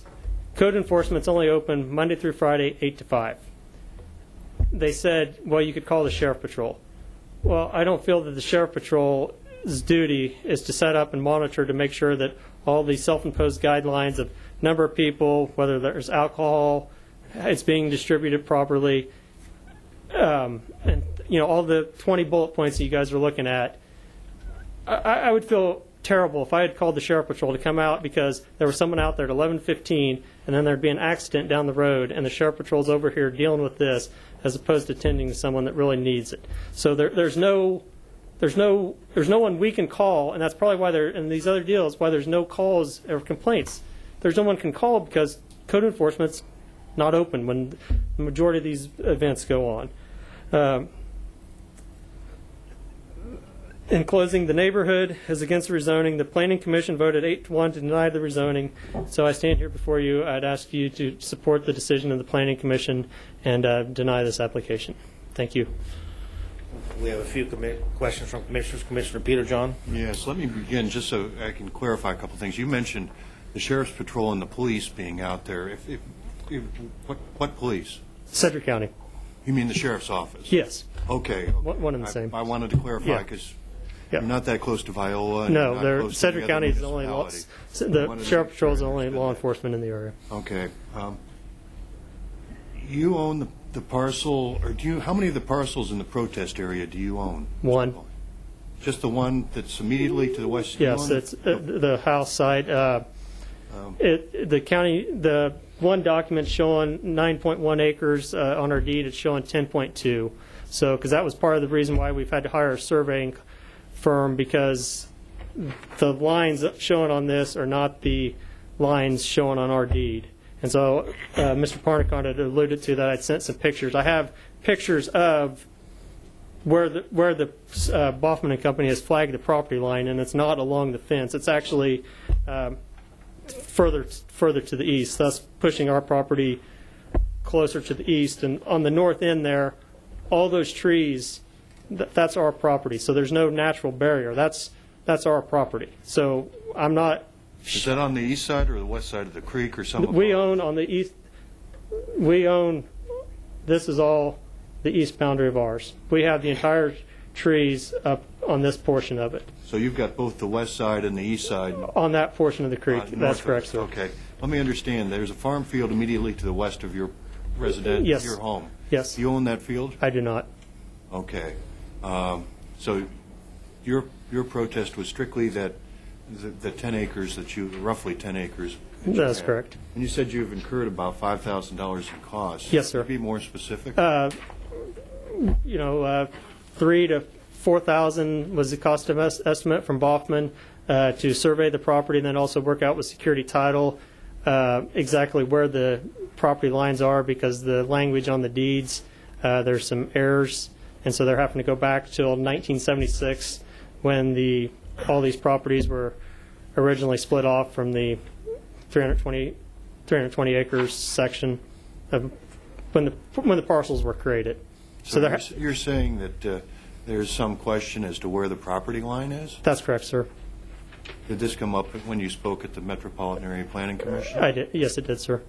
And did anyone from staff respond in terms of, you said that the property lines, you think there's a problem or a question? They did not, and at that time, they hadn't been out to survey it, but they've been out to survey it now, and there's pictures here, showing where the survey, where the line is supposed to be, because they found the pins in the ground. They found the pins where it had been surveyed previously. Yeah, back in 1976 when our track was created. Question for Mr. Schlegel, if I could. I want to get a clarification in terms of reviewing this. I didn't see much discussion about any questions about where the property line was. Would you give me kind of a overview in terms of is it just along the roadside in, or is it the area where it jogs to the west, or the area where it's on the west side of the west Well, we side? had no information other than what's shown on the GIS maps and the aerials about where the property lines would be. So the only information we would have would be whatever this gentleman has been able to supply. Okay, well, let me ask a question of the Stroops. When you purchased this property, did you have it staked, surveyed? Please come to the podium. We did not do a boundary survey when they bought the property. We did the letter of map amendment survey. In the process of creating the letter of map amendment legal description, I discovered that their property, the legal description, doesn't completely close. There's some ambiguity built into it. It didn't affect the letter of map amendment at all because we're not closing on the property line that's being affected. And let me see if I can I have had 2 discussions, lengthy discussions with Baughman Company. Mike Connery is the surveyor there that is doing the work on this. I can't see the... Okay, there we go. All right. Had 2 phone meetings with him. Probably each one lasted around 30 minutes. And essentially what happened here, whoever created these legal descriptions back in the day when the parcels were created, there is either one or more errors built into it. So what Baughman Company has done is they've did a deed search going all the way back to try to find out where the error happened and how it pushed any problems to other properties, including the Polish property and the Stroops property. So the closure problem is actually up here at the northwestern corner. It could be, from my discussions with Mike Connery, it could be around 10 feet. And as of this meeting, I have not had another conversation with Mike. He's going to be getting back in touch with me to let me know how that's going to... Well, let me have an understanding. We've got a parcel here that's just a shade over 21 acres in size. Correct. And you said 10 feet. Are Right. you talking 10 square feet, or are you talking... The closure, in other words, if you were creating a closed figure, it doesn't match its beginning point by 10 feet. So this northwestern corner could be east or west, and even maybe a little bit north and south by as much as 10 feet. So what's the total largest square footage are we talking about? Maybe a couple hundred square feet? Yeah, probably something along those lines. It's an angular issue because at this point, try to get my cursor back here, at this point of intersection right here where the property line starts to go to the west, at that point right there, as you go north, depending on the error, the angle there's going to be some, it's going to affect the total amount of square footage. It's quite honestly a bit of a complicated boundary line issue, and that's the reason why Baughman's been working on this some time, and it's not something that's going to move the property line a drastic amount, but it is, from a survey standpoint, as far as a boundary survey, I mean, 10 feet's a lot. When put in context of the project that the Stroops are proposing here, and as far as the event center and all that, it's not something that is going to affect their square footage enough to make a huge acreage difference or anything like that. Well, I appreciate the additional information and clarification that ties into that. If I can ask a question, Mr. Pauly again, looking at the areas that where your property line is adjacent to the Stroops, would you describe the fencing that's along that boundary, or what the status is? Well, I mean, now with the disputed property line, as you can see, and I can bring these photos up, this photo is from looking to the south. Well, there's no fencing there. There is in the trees at some point an old barbed wire fence. It's grown up in trees. That's about it.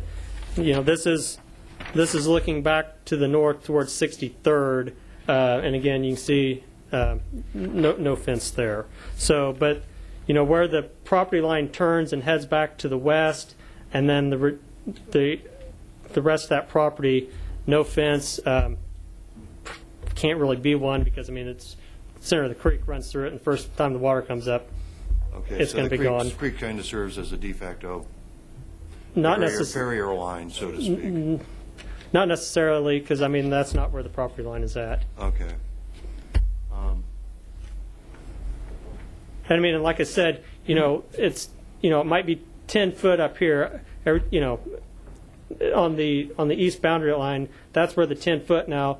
Down here where the angle issue is, I don't know, you know, at one time they were saying it could be 60 or 70 feet, but in the grand scheme of things, in terms of a big acreage change one way or another, it's not. But what that 10 feet is going to do is that just pushes, you know, their 25-foot setback, their 50-foot barrier back, that just pushes all that further to the east. The building's already there. The fire lane's already there. You're running out of room, and you're not going to move the building, and I don't think they want the added expense of having to put the different fire lane in because, you know, it costs them a lot of money. Well, let me ask you a different question. You mentioned water. You're on a rural water district water line? Yes, rural water number 4. Okay, so you don't have well water. You're relying on the water district. We're relying strictly on the rural water district. Okay.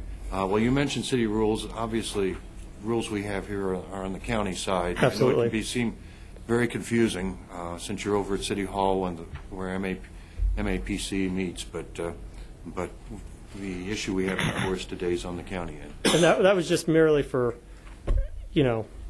Well, I just wanted to clarify. Well, yeah, I understand that rule isn't applicable in the county, but it was just to provide context if, you know, basically why our neighbor, myself and my neighbors are upset about it, type deal. Thank you, Mr. Chairman. Commissioner Howell. Thank you, Mr. Chairman. A couple of questions. I'm looking at the general provisions that are listed in the PUD, and you mentioned, Mr. Pauly, something about security was required if some threshold of 150.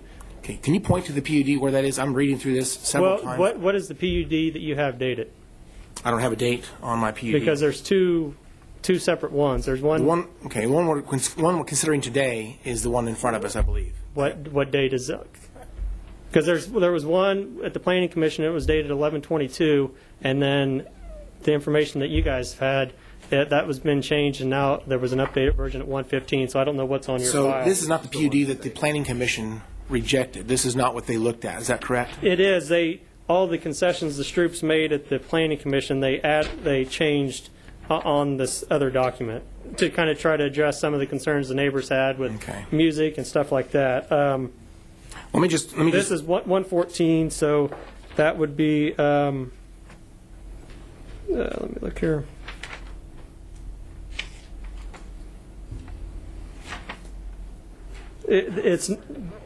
That's not stated on. That's not even stated on here, so that makes it even more disturbing. It was in some of the correspondence, either attachment 11 or attachment 21, that the Stroops provided.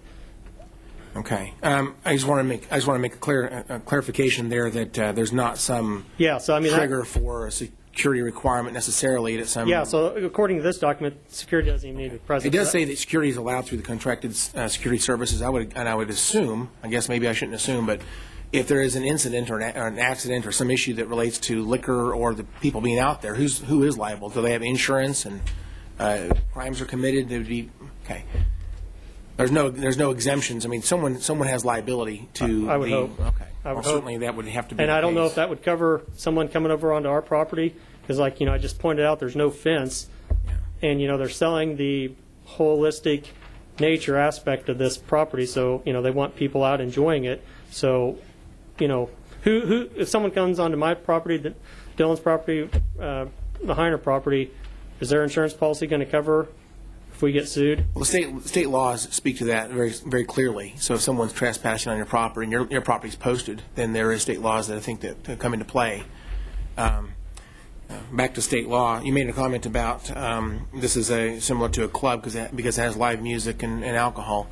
Again, I don't know if that's the standard for what constitutes a club. It's a percentage of sales that are alcohol sales. That was just information that the gentleman we were working with, he gave us that if it was in the city of Wichita, obviously there's no guidelines for the county because there's usually not these type of events. But there is state laws in regards to liquor licenses and different types of licenses that are required to serve alcohol. To the state, they haven't applied for a liquor license. They're trying to use a catering company, and there's only 3 available in all of Wichita. Well, just to be clear, the PUD in front of me says that alcohol may be served on the site through a licensed caterer. So the caterer is going to have to provide the paperwork or whatever it requires to serve that alcohol. Is that correct? I would hope, but what stops someone from walking out to their car to get But again, there's liquor? no difference between beer, wine, and liquor. It's all the same. There's no differentiation between beer and wine versus, because this is one of the points that you made. I was just going off the document. That was strictly on one of their documents. I was just reading verbatim from one of their handouts that they provided. Okay. So I'm not. I can only do as what they. I've written down many of your arguments and trying to work through those. Trying to understand your point regarding the noise. Let me see if are you aware of this. It says all live music or music provided by a DJ is an option for events and shall be inside the event venue building. Music to accompany wedding ceremonies. That's outside. Or other outdoor events shall be of a low volume so as not to be a nuisance to the neighbors except for low-level music that cannot be heard on neighboring properties. No outdoor music group or speakers will be allowed. Then going on down, it says that lighting and music along the walking paths will be allowed, but shall not be seen or heard from the neighboring properties. And so they've mitigated those concerns. What about nothing addresses the cars, the noise of traffic coming to and from, and the lights from cars? And it's true, that is true, but people come and go on every property out there. I mean, sure, everybody who has a driveway has people visit We them. don't have 150 people coming every night of the week. I understand your concern. Okay. I just wanted to make sure I understood your points and see if you're aware of that. Yeah. So anyway, the issue of noise is mitigated in the PUD. I guess I'm asking you, are you aware of that? One aspect, the issue of the noise. Okay. And do you use your property for things like four-wheelers? We have a four-wheeler, but we use it for agriculture interests. Do you ever you harvest wheat? Is that what you do there? Not on my property, okay. But the adjacent property, which my parents own, we do, and happens once a year. I mean, if you come to the county, there's going to be cows mooing. There's going to be noise from farm machinery. That's why, I mean. But you guys might operate that machinery in the middle of the night, for that matter. I mean, you do it whenever you get the combine out there. If the weather is conducive, you harvest whenever that window opens up. You're done harvesting by 10:30, 11, because the straw gets too tough and the machinery can't operate. Okay, okay, all right. I think that's all my questions for now. Thank you. I don't see any other questions from commissioners. Thank you. All right, thank you, gentlemen, for your time. And next one is Kurt Skinner. Oh, yes, sorry. Oh.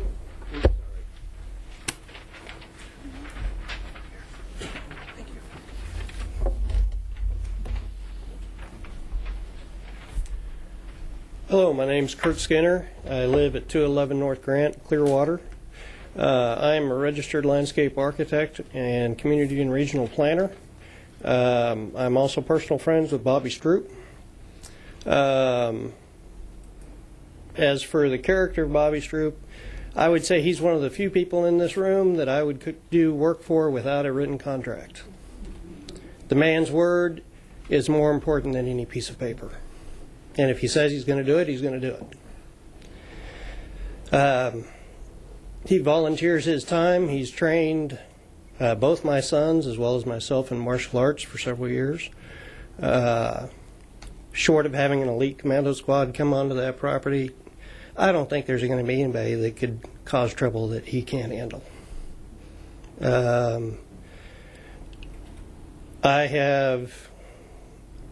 I'm proud to know him. He's served his country for a lifetime, and he wants to give back to the community. He helps out. He trains people for free, and now we aren't doing that anymore because he's pursuing this dream and providing a venue for people to celebrate the best day of their life. If he was trying to make money, he would not have agreed to 30 days, which is less than 10% of the year for an operating business. And as far as, agriculture and how late they are, I've had near front-end collision on K42 because they were plowing at 3 o'clock in the morning. And the dust came across the road, couldn't see. So there's always exceptions to those rules. As far as the floodplain issues, just from my knowledge and background, to create the types of floods that we've seen in pictures takes not one event, but multiple days of downfall to get the groundwater to get the ground saturated to create those types of flood environments.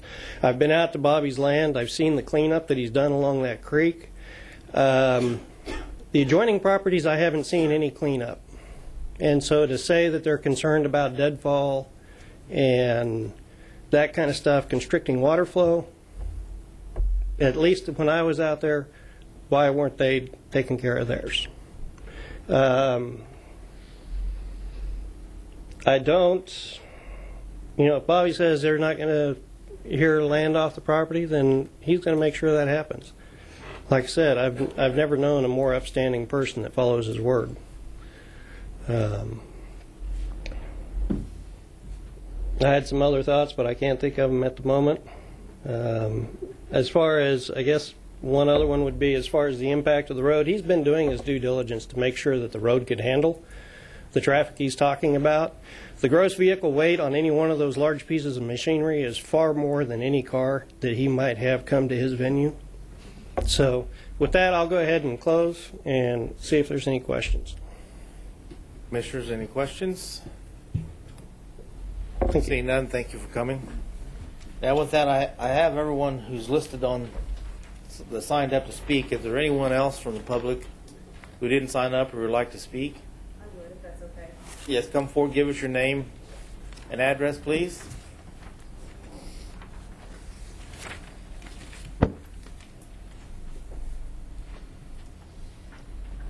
Hi, Commissioners. My name is Kayla Coop. I live at 17,000 West Maple in Goddard, Kansas. I, too, am actually one of the brides. I've known Bobby and Kim for several years. When I started my venue hunt or nightmare about 1.5 years ago, it was that. It was a nightmare. Trying to find somewhere that was outside, that was directed towards nature, that wasn't farms and tractors. And I love nature, but I'm not a country girl. I don't wear cowboy boots. I don't do that. I walked out onto Kim and Bobby's property, and she can attest, I cried because it was so beautiful and it was so perfect. It is directed towards families. There are games out there for kids that Bobby has made with this debris and property that he's cleaned up with hours. My fiance worked with Bobby on base for years. He adores Bobby, says that he has done a lot of martial arts with Bobby. They're wonderful people. I don't need 3 minutes to talk about how great they are. My biggest concern was that as a bride, as a member of the community, not having somewhere that is in Sedgwick County that you can easily get to was so frustrating. It was frustrating trying to find somewhere that my family could easily access. They're 20 minutes away from my house, and when I'm looking at places for my family to stay, I'm not looking at, downtown, because that's 45 minutes away. I'm looking at closer to Viola and in that area. I'm looking at restaurants in that area and telling my family, okay, let's stay around this area as far as growing that agriculture and growing that economy. Like I said, I don't need 3 minutes, so if you have any questions, I'm open. Commissioner Howell? Yes, thank you, Mr. Chairman. I am just curious, can you, and I hate to put you on the spot this way, but I am curious, what does a wedding reception evening out there cost typically? Can you mind sharing what you, or did you contract with them to do your wedding out there at some point? At Rustic Timbers? Yes. Yes, about $1,800, which is exponentially cheaper than anything else I've found. Okay. And I guess I have no other questions. I just wanted to know about how much money we're talking about. Thank you very much. Thank you. Anyone else who didn't sign up would like to speak? Yes, I would. Please approach and give us your name and address, please. Yes, I'm Janice Pauley, and my address is 22601 West 71st Street, South Viola. I didn't understand that. I didn't think this meeting was about a character assessment, so I hadn't planned on talking. I thought we were talking about a rezoning on a certain property. I spoke for the Metropolitan, so you probably have a copy of what I said in your information that in your packet. I'd like to address a few things here. The immediate area is made up of 13 residential homes, including 2 farmsteads, agriculture fields, and the waterway. 10 of those 13 residents have been in existence for over 30 years. One of our biggest things that we're concerned about are the Golden Rules 3 and 5 factors. Trespassing, security, and fire safety are always major considerations in rural living. With the increased traffic flow and people entering the area to attend social events within such close proximity to residential homes, concerns will grow. With the availability of alcohol at these events, concerns mount higher. The quaint paths in the wooded areas are perfect for the photo ops, but these types can use as fire hazards. Realizing, they said that the potential would that they would make it so there would be smoke free. When you get into an outside setting, that can be a little hard to enforce. When the actual applicants initially purchased this property, it was with the intent on paper of utilizing the property as a commercial venue. But when it's the permit that stated that it was through an accessory agriculture building is how the permit came through, we have some concerns that, did we jump through the right hoops at the right time? Heavy traffic on the rural roads during adverse weather conditions sometimes cannot be sustained. Can we be, in the event of a fire, or the back areas of the property where they're wanting to have these venues at the south end, are fire truck accessible? Can the EMTs reach the remote areas without problems? Are the roads back there? What about the response time? What about the second responder time? The proposed plan said that the security may be provided. Dangerous security issues can arise at a moment's notice. With a special events venue in close proximity to residential homes, concern is warranted. Law enforcement response time in the rural areas varies greatly. Are the homeowners and operators willing to take on the liability risks involved with the security problems? You have to remember that it's not only on the property, it's when they disperse and go. If alcohol has been served, and even without alcohol, your GPSs aren't going to help you sometimes at night. And are they going to go to the east? Are they going to go to the west? Are they going to get to the right? I mean, there's different things, and homeowners are going to be suspicious of someone coming to their door late at night. And once people come to a venue, sometimes it's like, that really was nice. Let's go drive through and see where we were at. And, that sometimes presents problems of, at a later date, maybe, well, we had a nice party there, and there's some other areas that are a little nice like that. Let's see if we can find some more like that. And we don't necessarily want that in our area. And also concerning the noise and the hunting, we can hear, we're on 71st Street and the hunting range at, the police range at Lake Afton, we can hear it all the time, and we're 4 and 5 miles from there. So you can't, just because you hear hunting or gunshots, you have no, in fact, lately we have been hearing the explosions of where they've been setting off the explosion center down at in the Melton ANS area for the to get rid of old explosives. So just because you hear something doesn't mean it's in an adjacent property. Thank you. Commissioner Peterjohn has a question. Can you clarify for me? Do you own any of the parcels that are in the protest area? Yes, we do. Which are the ones? We are the two to the west of the applicant's property? We have yes. Okay. But the address you gave, I didn't quite catch it. And I noticed, I believe it was Mr. Howell said he saw some other, or one of you said that you saw some other places on the map of protests further out. That's some of our property. We live 2.5 miles on 71st Street from Viola Road. We're 2.5 to the east. You're 2.5 miles east of Viola Road on 71st Street. Yes. Where you live. Okay. Yes, on 71st. Okay. So, but we own that property there. But you own you own one or both parcels? We own the parcel that's adjacent. There's 50-some acres. And then we also, in that section, we own the farmstead at the southeast area of that section. I don't... You've got, it's not on... About the southeast section of the intersection of 63rd Street South and Viola Road? No. Okay, because there's another parcel on 263rd, and we do not own that. We just own You just own that one parcel that's immediately adjacent to the applicant's property and to your relative's property. And then we also own property later. It's also adjacent to, I believe, what would be Mr. Heiner's property too. Yes. Okay. Thank you.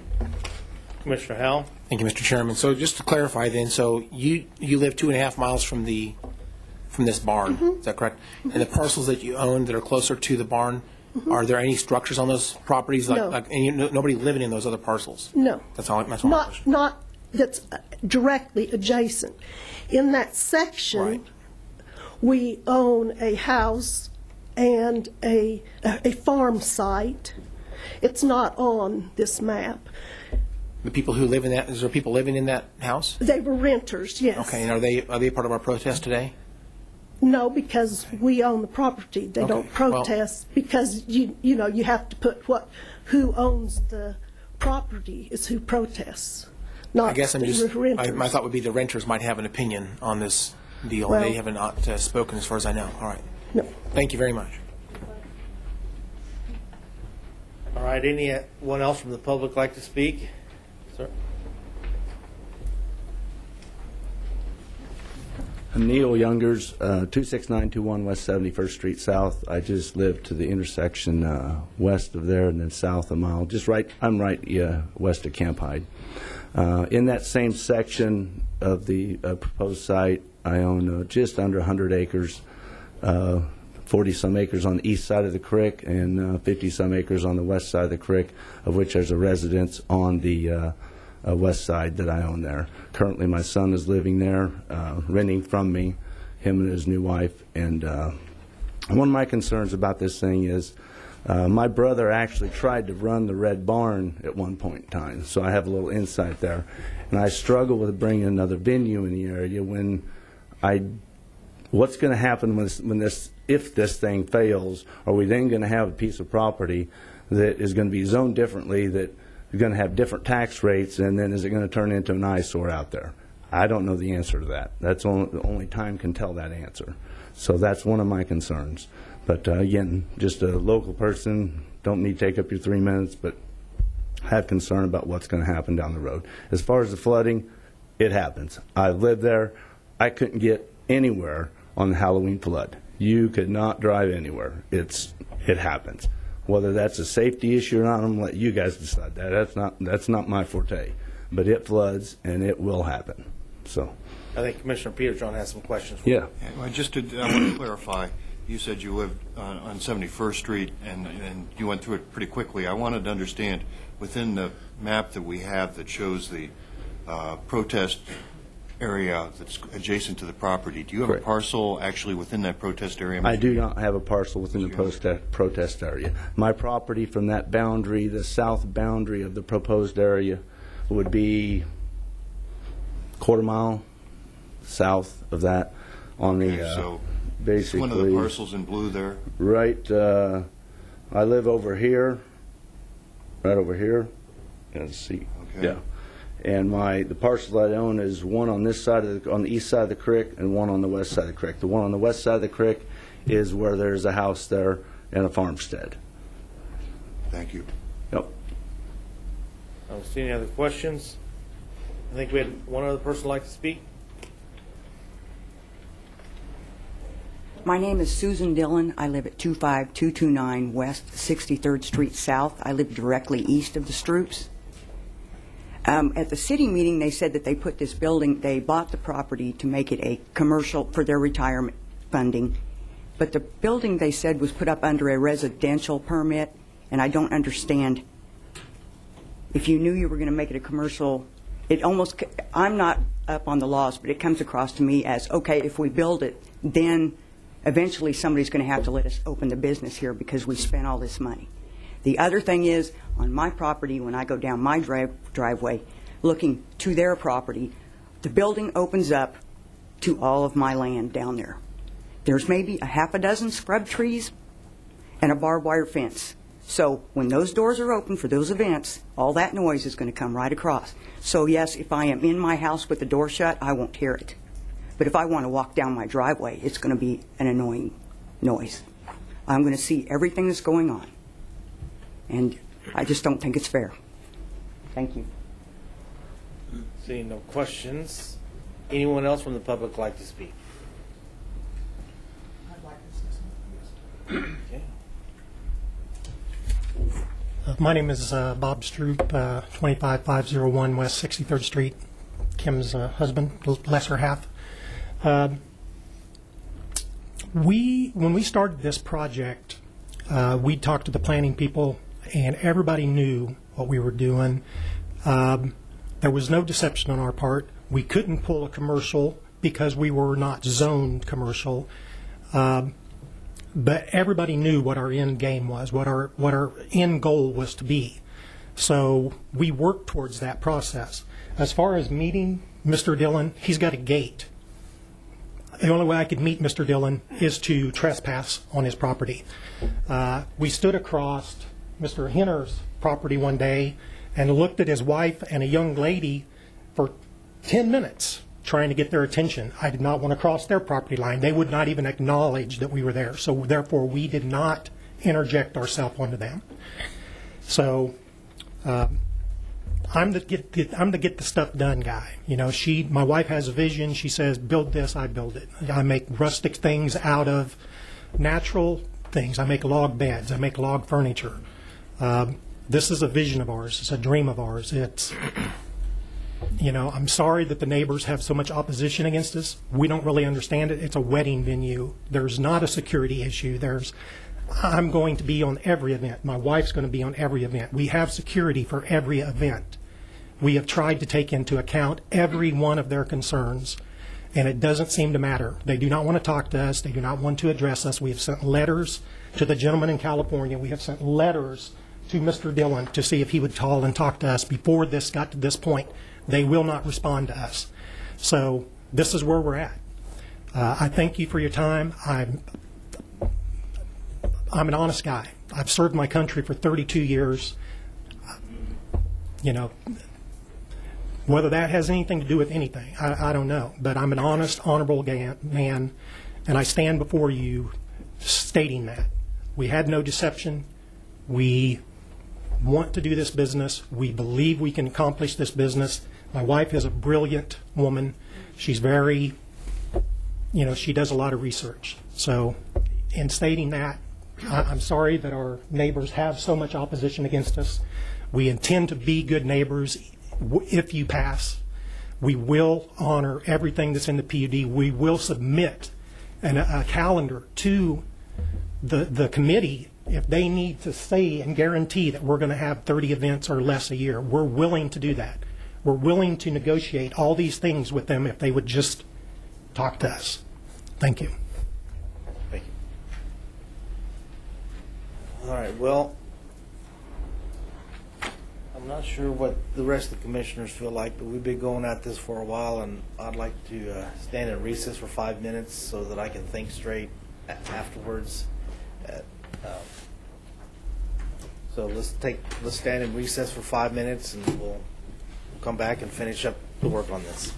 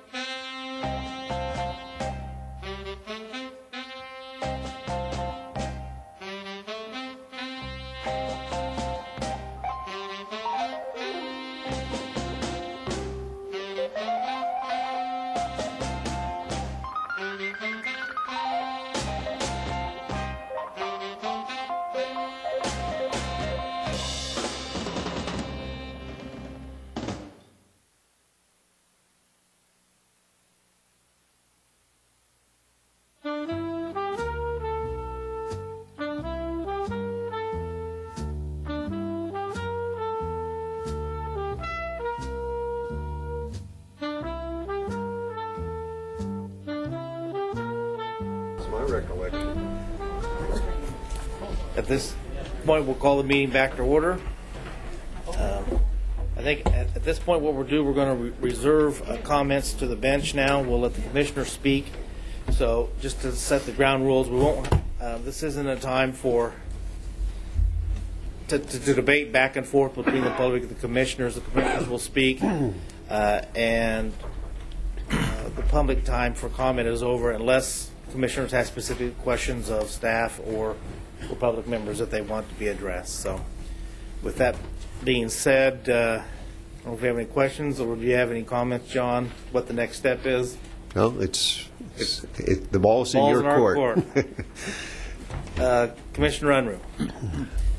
Thank you, Mr. Chairman. I do have well, first of all, let me say that I appreciate the participation and comments by everyone who made comments this morning.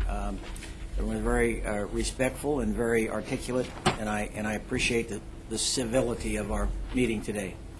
But Mr. Schlegel, the process that this went through, it had originally received approval from the Metropolitan Area Planning Department staff. Is that correct? Yeah, the staff recommendation was for approval. And then when the Planning Commission met, then it was at their initiative that they denied this request. And yes, that was their recommendation. At this time, Mr. Chairman, I just needed that clarification. Okay. Any other comments or questions from commissioners? I have a question. Commissioner Howe? Mr. Chairman, is it your intention we're going to make a decision quickly, or are we going to have some time? I guess this is my chance to make all my comments I want to make regarding what I've heard up to this point. Is this my opportunity at this point? Yes. And then with that, I'd like to talk a little bit. That's okay. All right. This is, of course, new to me. This is my first PUD review, basically potentially overturning the previous board's decision. So this is something I'm just trying to come up to speed, and there's a lot of things to consider. I was briefed on what we call the golden rules, and trying to analyze the data that was presented to us with respect to the golden rules, which there are 9 positions, I guess 9 points on that list of rules. In addition to that, there was some other evidence I think was very compelling to me, at least, and that was the issue of topography. The topography evidence I think was a key, basically making the claim that whatever the flooding is, if it does come up, it will not block the driveway. The people will not be trapped, and the flooding would be essentially not an issue of causing harm to people. That's a pretty major consideration to me, and I think that they've mitigated that by providing the topography evidence that they presented earlier. The letter from Secretary Jennison, I think, is a key as well. I think if the state's moving towards agritourism, and they see this as a good fit to that, to me, that is a very compelling point. And knowing that the staff, the initial staff recommendation to the MAPD was that they would approve the PUD, to me, that is also very interesting. And one of the points I noticed as I read through the minutes from the previous board's decision, an 8-1 decision, they didn't provide any evidence as to why they rejected it. And I find that very troubling. We don't know what the thoughts were as to why they were negative on their decision. So I'm still having trouble with that. If I understand correctly, this PUD before us is not exactly what they looked at. Some of the evidence we've seen today. In other words, the PUD, some of the elements in our PUD, the 20 points that we see are not exactly what the MAPD looked at. Some of these things have changed. Is that true? No, not to my knowledge. Not Okay. What you are seeing today is what the Planning Commission looked at. Okay. Yeah, based on some of the questions and answers with one of the people that testified, I got the impression that some of the things that maybe had evolved. So you're telling me that it is correct that the PUD has evolved over time, okay. But you are seeing what the Planning Commission was reviewing at that time. So we don't really have any more evidence that was presented today, other than testimony. All the drawings and the PUD are identical. The only thing we have right now that's different than what they had is this letter from Secretary Jennison. If I wanted to consider that, would be something new. Well, the other thing that you have that was not presented at the Planning Commission is a lot of testimony a lot of emails that have been received from people supporting the request. Okay. Well, looking at the golden rules, one of the questions is, does that fit the character of the neighborhood? I guess my opinion is it does. It looks like a very attractive barn. If I drove down the street, I would expect to see something like that. It seems like it fits the character of the neighborhood, if you want to call it that. It's a rural environment. You've got dirt roads. You've got a building that looks much like a outdoorsy type looking building. It's very fitting, and it's very attractive for that matter. From the pictures that I've seen, I've not driven out there to look at it, but from the pictures, it looks like it's a very attractive building that seems to fit the neighborhood as far as its rural and agricultural primary use. And so, to me, that looks like a pretty good fit. I think they put items in the PUD to mitigate a lot of the concerns that we've heard today, especially the issues of noise and security. With respect to trespassing, if there are trespassing signs up on the property lines and someone violates the law, there's other laws that deals with that issue. I guess that to me is not a compelling issue. I would have to agree with one of the people that testified regarding weddings. I don't think there's a huge security issue with weddings, but if there is something that develops as a result of the type of event that happens, there's going to be liability to someone. They either have to have insurance, or if there's a crime committed, there's consequences. And so I guess the issue of security to me was not a compelling argument. Public health and welfare. And again, the issue of, I think, knowing that they've invested $150,000 into this up to this point with the vision of a retirement business. To me, at this point, if this was not approved, to me that would certainly be a hardship to them on number 5 of the golden rules. We talked about mitigation of public safety regards to the flooding. I don't see that those that are opposing this made very compelling evidence that there's anybody actually going to be harmed as a result of a flood. Going through these lists, I think that's enough. I guess right now I am in favor of overturning the Planning Commission's vote. They were 8-1 in denial, but I don't understand why they would do that. So right now, with all the evidence I've seen today, the testimony by the proponents and the opponents, I guess I would disagree with them, and I would be inclined to overturn that or send it back. Thank you. Any other comments from commissioners?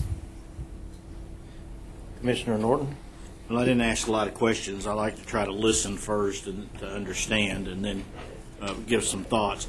The one thing we'll have to really take into consideration is zoning and the golden rules.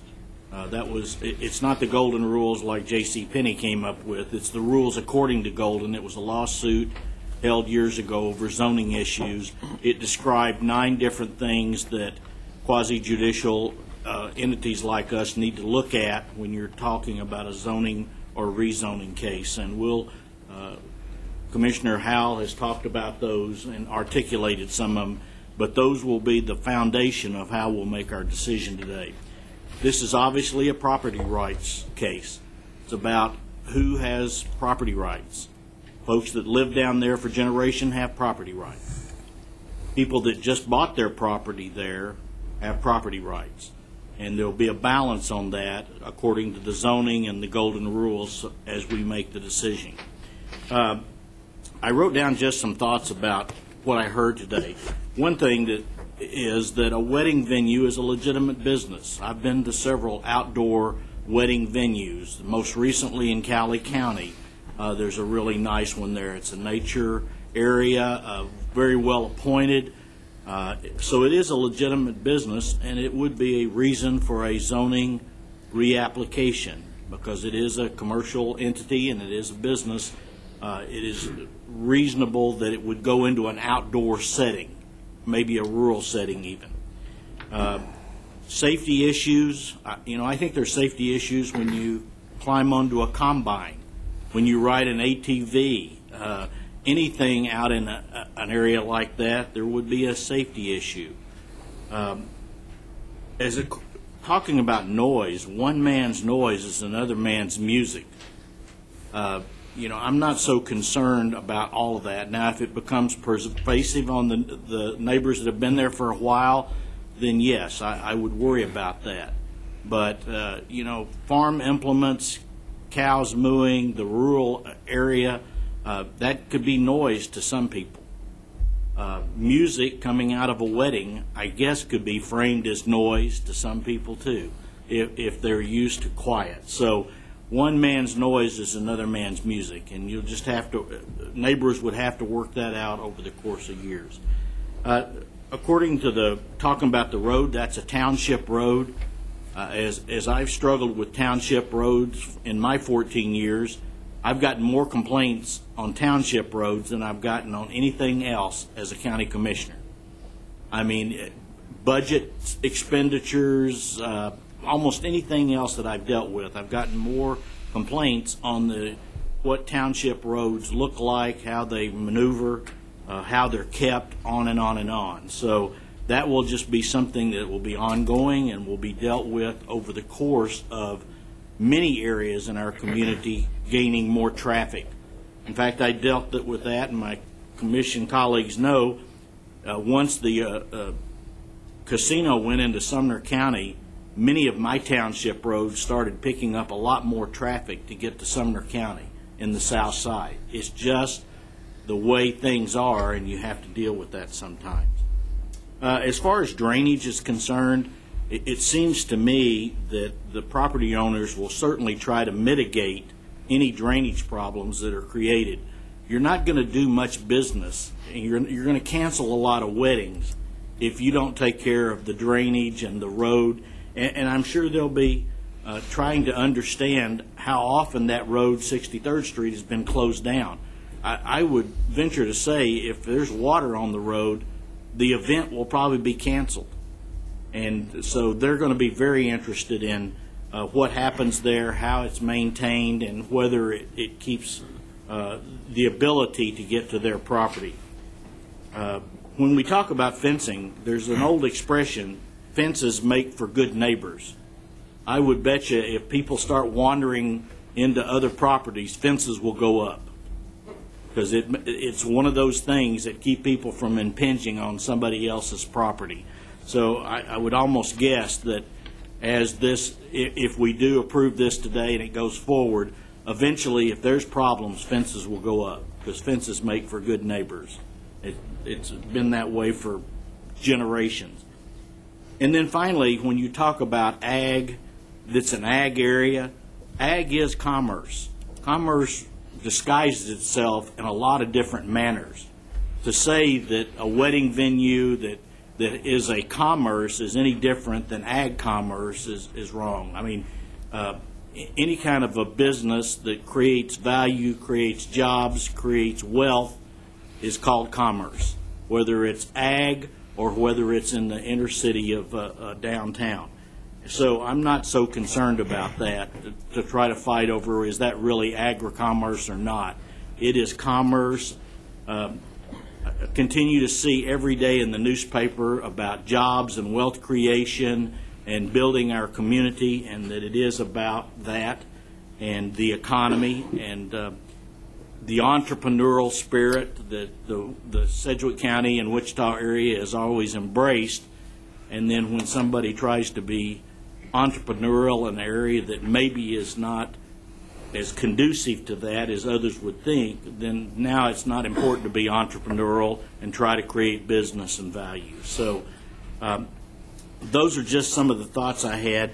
The final thing would, I'd be remiss without telling the applicants that you might want to make sure that you have a disclaimer for those that are coming out there, that during harvest you may have a wedding, but somebody's going to be harvesting a crop close, and it may distract from your wedding, and you better be ready for that.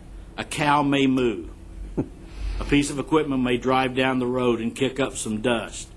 That's what happens. One of the things I've always laughed about is people that move to a rural area. I grew up in a rural area of Arkansas, and then complain about their water not being as good as it should be, complain about having to be on a septic system, complain about cows mooing and manure smells, complain about farm equipment going down the road. So anybody that comes from an urban area and doesn't realize that they're going to have their wedding in a serene setting, but that other neighbors have the ability to crank up their ATV, drive their equipment for harvest, have some horses and cows mooing and running through a pasture, better be ready for that too. So it goes, the door swings both ways. I don't think you're going to get on the phone and call and say, we're having a wedding today, would you shut up your horses? Would you turn off the equipment? That's not going to be the case. So hopefully there will be a common ground here for good neighbors, whichever way this goes. And I'll turn it back to the chairman. But those are just some of my thoughts as we go through this process. Commissioner Unruh. Thank you, Mr. Chairman. We've had a lot of testimony today about character qualities and different aspects of quality of life and use of the property and so forth. Some of that is very relevant to our decision here, and some of it is just good information, but not necessarily specifically relevant to the decision we have to make about land use. The applicant has indicated that he's going to have 30 events a year out there. No more than that, I believe, is what's been recorded. And these events are probably 5 hours at a time, maybe 6 hours if they're going to shut down at 10:30 at night. That's 150, 180 hours of usage during a year's time.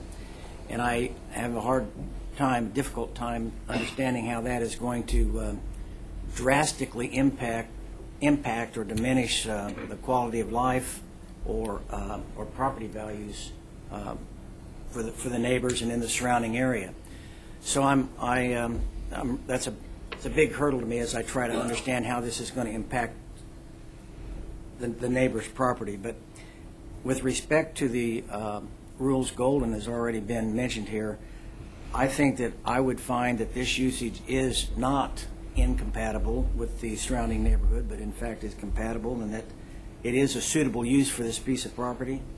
And I think there would not be detrimental impacts on the surrounding property. So I am going to be supportive of granting this request for this planned use development, and I don't think I'll have any more comments till I hear a motion. That's all I have, Mr. Chair. Commissioner Peter John. Well, thank you. This parcel and the area immediately around it are all in my 3rd district. So I want to thank everyone who's come out to testify, regardless of where you are on it. And I've got more information, and more information's better than less. And go through some of my thoughts on it, because I look at things as an economist, and without getting too pedantic and getting into externalities and internalizing them, I was looking at basically, obviously, the rules that we have to operate under that my colleagues have mentioned, trying to decide whether it is suitable and compatible with the surrounding neighborhood as an event. And I'm looking at the restrictions in the PUD on 30 out of 65 days. Looking at the fact we're talking about a location, it's on 21 acres, roughly.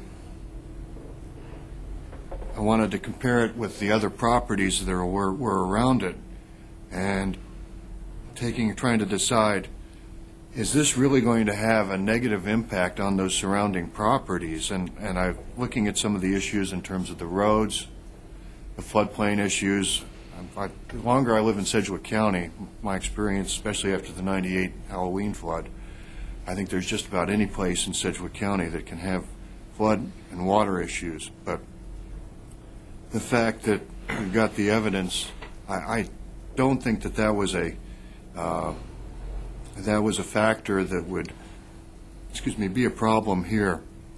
I tried to contact my appointee to the Planning Commission to see what he thought. He's a small business guy. He's trying to make a payroll. He does his service on the MAPC as a civic virtue, doesn't get paid a nickel. And said, where'd you come down on this? Said, I had to miss the meeting. I was out of town. So I was trying to get more information, and that's why I very much appreciate staff bringing this here. And I noticed that the staff had recommended it, and I thought to myself, okay, if 350 feet, 330 feet, 380 feet, whatever the distances are to the nearest property from the barn, and the fact that we're talking about 30 out of 365 days, we've got restrictions in terms of how late they can operate at night. The fact that we've got a facility that there would, in my view, definitely be, if we deny this, there'd definitely be a loss of value to the applicant that I think would be significantly greater than any other costs I can see. I don't see where this is going to have an impact on community facilities. I was trying to think of if I was trying to find a location, and a couple people mentioned the Red Barn, which is out there. I was down in Viola at their community facility and trying to visualize, but we're trying to hopefully create an environment where people can live their dreams, and hopefully in the process, if they expand the tax base, helps us keep the property tax mill levy down. So I'm sitting here, Mr. Chairman, willing to make a recommendation based on the points that I've made and some of the others here, that we approve the requested PUD zoning, and as provided with the provisions that PUD provisions that were contained with our background information, Mr. Chairman. We have a motion. I'd second that. And a second. May I seek a clarification on that motion? Is your motion to approve as stated in the portion of the agenda backup be a recommendation number 2? Well, I don't have them numbered. They're bullet pointed, John. Be the last page of, there are three possible recommendations.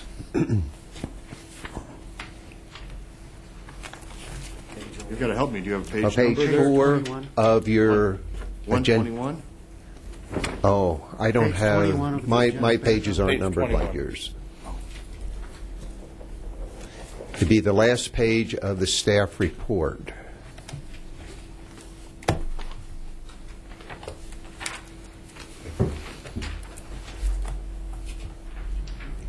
Okay. Well, Page 21.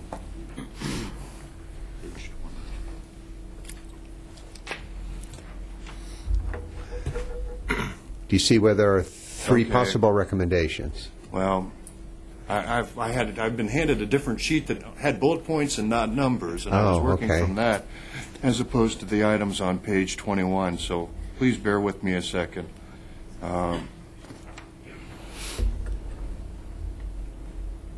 Okay.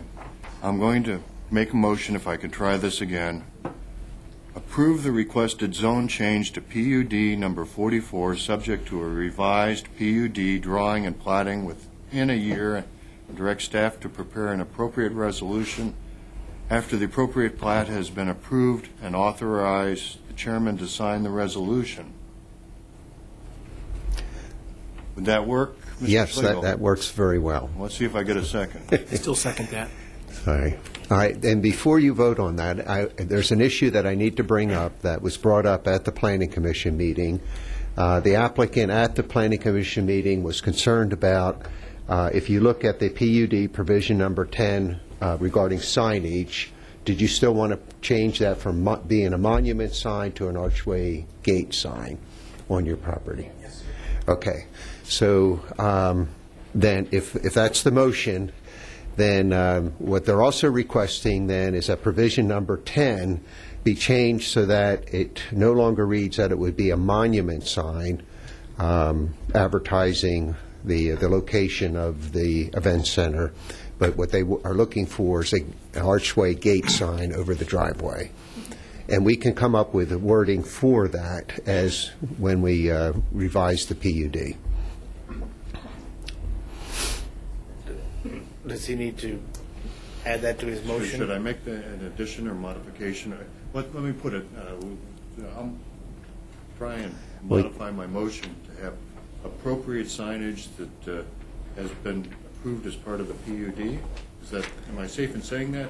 Because we've got a provision in Well, there. more specifically, you'd be modifying your motion to modify provision number 10 of the PUD to allow for a archway sign. Yes, in lieu of a monument sign.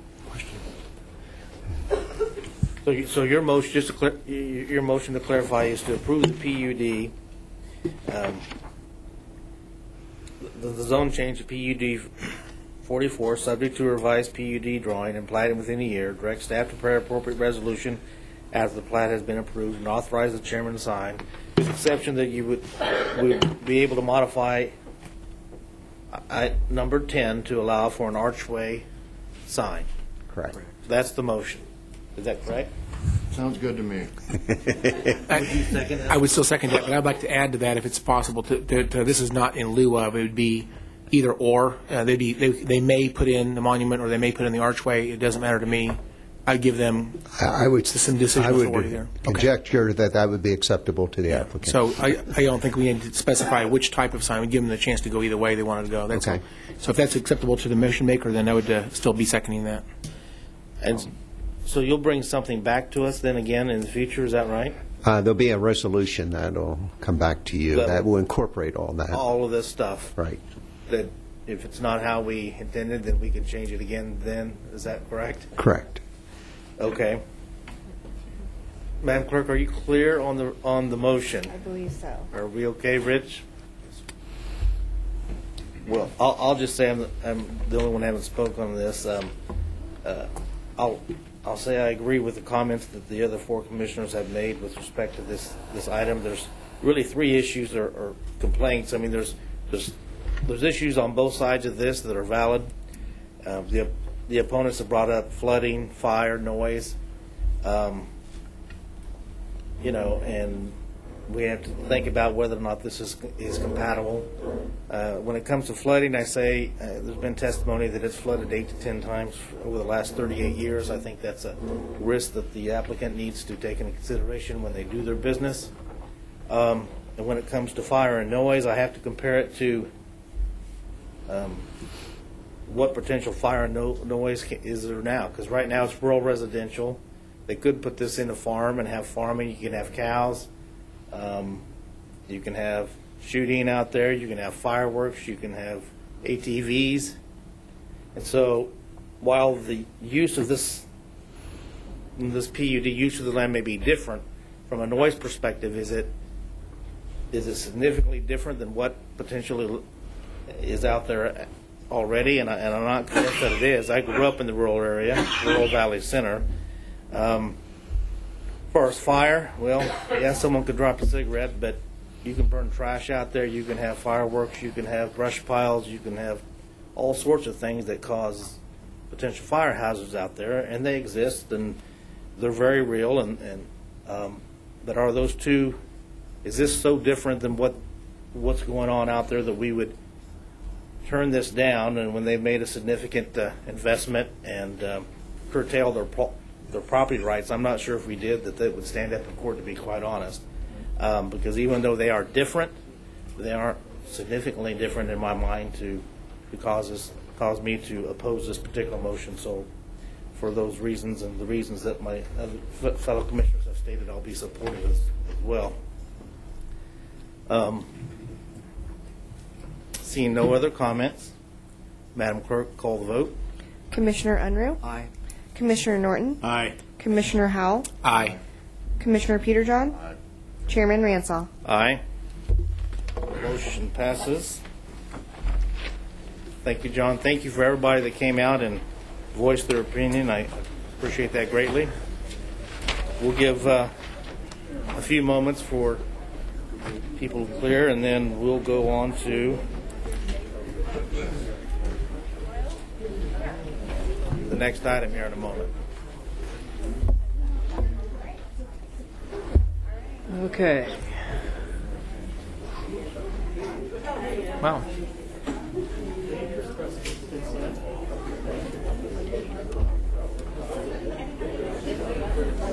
All right. We'll just ask everybody to step outside and have conversations out there. Thank you. Madam Clerk, next item, please. New business, item E, resolution amending and supplementing resolution number 165, 2014, relating to road improvements serving Cessna Addition District 2.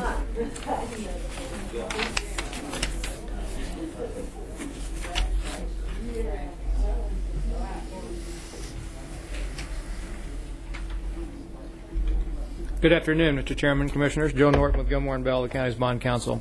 This item proposes to modify a resolution adopted in December of 2014 by the Commission authorizing the creation of a road improvement district and improvements thereon for Cessna Addition. That was initiated by a 100% petition signed by the owners of property, which is Cessna Aircraft Corporation, to improve Ridge Road south of K42. The area in blue is a proposed benefit district that's owned 100% by Cessna. They want that road improved. The Commission approved that resolution, and subsequent to that, the project was bid and the cost came in excess of the amount that was authorized in that resolution. As you can see on the screen, the original estimate was $146,273. Based on the recent bid and other additions, which we don't have detail on right now, the estimated cost is $196,000. Mr. Weber's here can clarify any details on costs. Subsequent to that, Cessna repetitioned the project and wants the project to go forward and are willing to pay the increased cost 100% against the property benefited. The resolution is informed and approved by the County Councilor's Office as well, and we would stand for questions. The recommended action is to adopt the resolution. Thank you. Commissioners, do you have any questions? Seeing none, do we have a motion? I move we adopt the resolution. Second. We have a motion and a second. Madam Clerk, well, first I'll say, is there anyone in the public who'd like to speak on this item? Seeing none, call vote, please. Commissioner Unruh? Aye. Commissioner Norton? Aye. Commissioner Howell? Aye. Commissioner Peterjohn? Aye. Chairman Ransall? Aye. Thank you. Next item, please. Item F, setting a hearing date for post-annexation hearing. City of Mays Ordinance Number 813. Good morning, Commissioners. Bob Parnicott, Assistant County Councilor. This item is just to set a hearing date. It's one of your post-annexation hearings regarding an annexation by the City of Mays from 5 years ago. I brought you up a map. I'll have to get it reoriented, I think. It's turned sideways. The parcels in red, this was the map prepared in 2010 that showed what the city was annexing, so they were just filling in some pieces and then adding some fringe parcels around the area of the city. Again, you're required to hold this hearing 5 years after the annexation. We're recommending you set the hearing date for April the 8th. The service plan is in your backup. It is substantially compliant with the statutory requirements. There's a few deficiencies, but nothing that would cause you any problem in considering whether or not the services have been provided. We did send pre-hearing questionnaires out to the 25 landowners. We only got one response back. They did not have a complaint. They had indicated they had received services. So unless you have any other questions for me, I would just recommend you set the hearing for April the 8th. So, Bob, the purpose of this is just to set that hearing That's date all we're and doing. citizens Yes. be able to speak them for or against. Yes. Do we have any comments? Or actually, I'll make the motion that we take the recommended action. Second. Any comments? Madam Clerk, call the vote. Commissioner Unruh? Aye. Commissioner Norton? Aye. Commissioner Howell? Aye. Commissioner Peterjohn? Aye. Chairman Ransall? Aye. Thank you.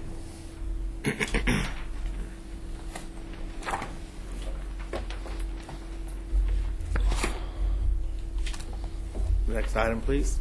Item G, Report of the Boards of Bids and Contracts, regular meeting on February 26, 2015. Good afternoon, Mr. Chairman and Commissioners. Joe Thomas, Purchasing Director. The meeting of the Board of Bids and Contracts of February 26 results in 4 items for your consideration. Item number 1 is bridge improvements for Public Works, and this recommendation is to accept the bid from Claver Construction Company, Incorporated, in the amount of $188,813.55. Item number 2 is CMB Gravel for Public Works. The recommendation is to accept the low bid from Associated Material and Supply Company, Incorporated, for an initial purchase of $66,000 and then to establish contract pricing for 1 year with 2 one-year options to renew. Item number 3 is the Juvenile Detention Facility Vents and Grills for Facilities Department.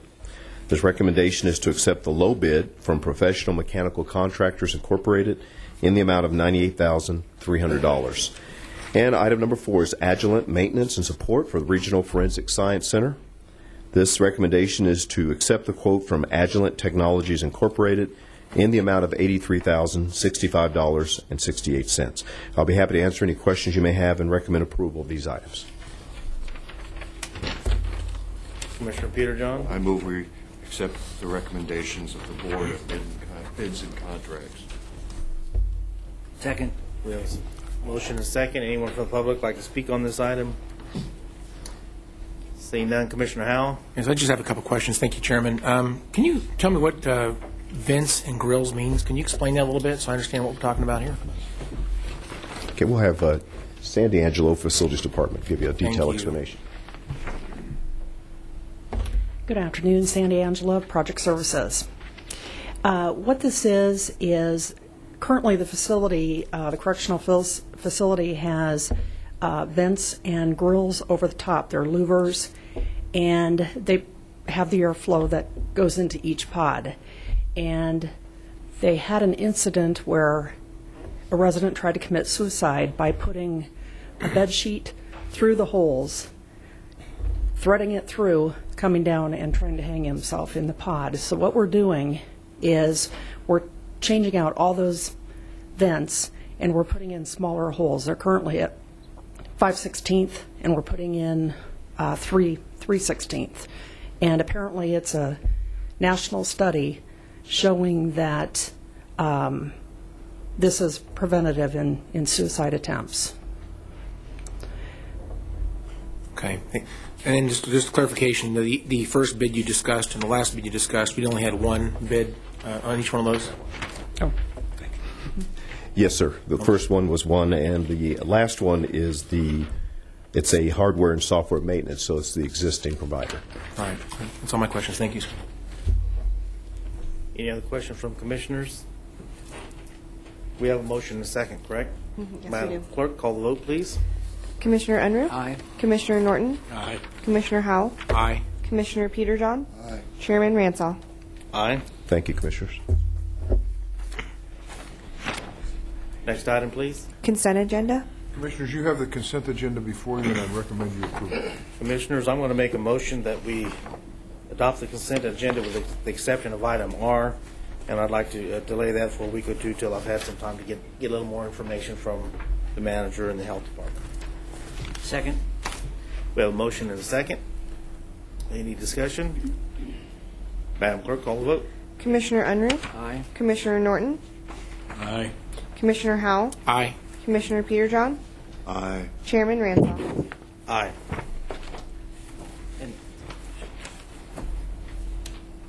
Commissioner Unruh? Thank you, Mr. Chairman. So item R will come back to us at what time, or what time? In a week or two. I'll get with the manager and we'll... Okay, thank you. At this point, we do have a fire agenda meeting, so we'll recess the regular meeting of the Board of Sedgwick County Commissioners. Call to order the meeting Sedgwick County Commissioners as the governing body for Fire District 1 for March 14, 2015. Madam Clerk, first item. Roll call. Commissioner Unruh? Present. Commissioner Norton? Present. Commissioner Howell? Present. Commissioner Peter John? Present. Chairman Ransall? Present. First item, or next item. New business, item A, consideration of a staffing for adequate fire and emergency response grant in the amount of $967,377 to pay for the salaries and benefits of 6 firefighter positions. Good morning, Chairman Ransall and Commissioners. Chief Lee, Fire District. Before you is a SAFER grant, and what it is right now, currently the Fire District is short 6 positions. And so the SAFER grant would help fill those positions for approximately 2 years. So I am asking you this morning to grant approval for this grant, and I'm open to answer any questions that you may have. Commissioner Peter John. Chief, if we approve this today, how long would it take for the grant to take effect if it was approved by what federal agency? FEMA, Department of Homeland Security. Department of Homeland Security. Okay. Yes. If we did go down this road, when would we find out that we either got it or didn't get it? I believe it's June of this year that we would find out if we would get the grant. And then sometime after that, we would start to hire the personnel and begin the training sessions and then actually have them working. And what would happen at the end of the grant period? At the end of the grant period, we would see if we were available to keep those, if we had positions open, if we had some retirements, then we would hold on to those 6 positions, basically. And I think I said that right. Okay, because... I'm sorry, let me correct that. Okay. We would still be short 6 people. We would still be short 6 people. Correct. Okay. Commissioner, if I could add, the plan is those positions, the individuals may be kept on the department. If the grant goes away and we don't have sufficient funds to retain 6 more people, then we would have to have those positions become vacant. So we would be back to 6 being short after the grant period. Okay, so if the grant period starts June 1, that would be the period at which they'd have to go through training first, right? That's correct. And that would last how long? Approximately 10 weeks. Okay, but any idea how long it would take? If we approve this item today, how long would it take to find out whether we get it or not? Since we haven't applied for it before, and I have concerns about the federal some of the federal restrictions that come in place. I don't know whether keep the spotted skunk out of the fire stations. Okay. I'm sorry to be a little flippant here, but it's been a long meeting day, and I do want to get some more information on this item. That's fine. The award date is between June 1st and September 30th of this year. So any time in between there. Okay, so we could find out, but it might be after we've already got our budget approved for 2016, correct? Yes. Okay, well that's problematical for me. Thank you, Mr. Chairman. Any other questions? Commissioner Howell? Thank you, Mr. Chairman. So, Chief, you and I have spoken about some of the other ways to mitigate the 6 positions that are currently held open. And is your intent that regardless of this grant money, that we would employ some of those tactics to relieve the provide, if you will, a little bit better public safety, I guess, right, by employing some of those tactics to address these 6 shortages? Will we employ those ideas regardless of this grant? Commissioner, we can look at those, but those are only going to be temporary. They'll be temporary fixes for a short time. But we can look at some other options as well to fill those positions. Well, until there's monies available, they would potentially be employed and be in place, I guess, indefinitely until there's some other money to provide some other funding for these 6 positions. Is that right? Correct. Is there some reason why that's time limited? We can't do that in perpetuity? We could. We could. We could start. Yes. And so, is it in your intention that we would go ahead and engage some of those tactics regardless of this this grant application? Yes. Okay. So if I understand correctly, today what we're doing right now is we're discussing the application for this grant, and that approval for that would happen around, you said by June we'd have answer back? Between June 1st and September 30th. Do we have a chance at that point to revisit this and choose to continue down this path, or even potentially reject it at that point? Sure. Okay. All right, let me think about this for a minute. Thank you very much. Commissioner Norton? Chief, have other jurisdictions close to us or in the state of Kansas applied for this SAFER grant? That's correct, yes. Who was that? My understanding was Wichita Fire did apply and did receive the grant. last year. Last year, yes. And as I understand, we missed the cutoff for applying last year. That is correct. But Wichita didn't, and they have applied that money to increase fire protection and staffing. Is that correct? Yes. Okay. That's all I have, Mr. Chairman. Commissioner Underwood. Thank you, Mr. Chairman. In the discussion of this, when we got briefed by staff, heard that information, and I've had conversation with some commissioners about alternatives to bring our fire safety up to the level we want it to be, using part-time people and using some of those alternatives rather than applying for this grant. In the doing of that, and I think you responded to that a little bit earlier, but I mean that is just a short-term fix in your opinion. Is that? One of the alternatives would be a short-term fix that we had talked about previously, yes. But this is also could be a short-term since it's only a 2-year. That is correct. But in the meantime, we would have full staffing. We could use some of those other alternatives to have full staffing, yes. All right. The other alternatives have to leave then some other positions vacant. Is that right? That is correct. So we're just shifting people around in a, I don't want to use the word stopgap measure, but I mean we're moving people around to fill these holes to satisfy what we think is a genuine need in our fire protection. Right. Yes. Okay. Thank you. Commissioner Howell. Thank you, Mr. Chairman. So just following up then, if we did use some part-times or interns or reservist fire personnel to fill in the vacancies in our department, and we did that potentially in perpetuity, would we, when those things are in place, would we still be qualified for this grant?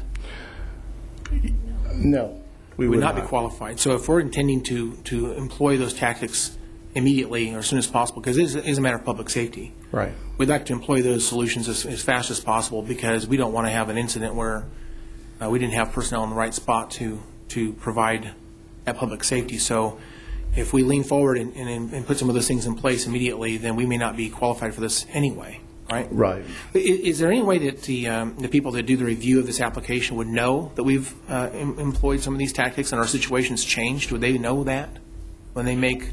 I don't think so. Would we inform them, let them know that we don't have 6 positions open anymore? I think at that point we have to pull our names out, yes. All right, okay. All right. Well, thank you. Commissioner Norton. Chief, do you know if there was any additional restrictions or additional regulations that come with this grant other than what is stated in the SAFER grant? I mean, I've read through the information. It didn't look like to me that there was any increased regulations, increased restrictions, or anything from the federal government.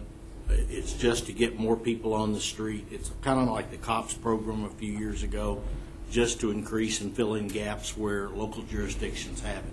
Is that safe to say? Yes, I'm not aware of any other restrictions. If we move forward with this, which I'm in favor of, in the intermediate time, could you get with the city of Wichita and make sure we understand that they didn't feel like they got any more restrictions or regulations or caveats that would either hinder or help them as far as the grant? Would you follow up on that? Yes. I'd like to know if, since they've done it for a year now, if there's any implications there. Sure, I can do that. That's all I have, Mr. Chair. Commissioner Peterson. Chief, let me make sure I understand. If we go ahead and apply today and they'd get back with us by June 1st, which was the front end of the window, and you got the training, those firefighter recruits wouldn't be completing their training until probably the middle of September at the earliest, or it could be as late as January, sometime in January of next year. Would that seem like a reasonable time frame? Yes, sir. That's pretty fair. Your 10 weeks. So we'd have. Question is we've got a lag time here, and I'm wondering if there's other things we could do. And I want to, I was hoping to get a list of options when we had some discussions on how we could help improve fire protection for Sedgwick County, and I know the Safer Grants item here, but I'm very much interested in the idea of trying to look at all our options, and whether it's reservists or part-timers. A lot of the other firefighting, a lot of the groups, the fire departments that we have mutual aid with, I know are operating with folks in that venue, and if there's a way that we can, since the fire district has its own unique status, its own unique separate mill levy and assessed value that's separate from the rest of the, it's part of the county, but it's not all of the county. We've got some unique factors that we have to take into consideration, in my opinion, whenever we proceed down these roads. So I'm concerned about the fact that if we say, well, we've gone ahead and done this, and this may preclude us from exploring the reservists or part-timers or other options that are out there. I have some concerns in that regard, Chief. If there's anything you can clarify for me, I'd appreciate it. Yes, Commissioner, let me answer that. And Commissioner Howell mentioned that we can use the fire reserves, and also we had talked about part-timers, which was an extra board program we had years ago where we had part-time firefighters that would come in and help fill that void. That is something with approval that we could still do today.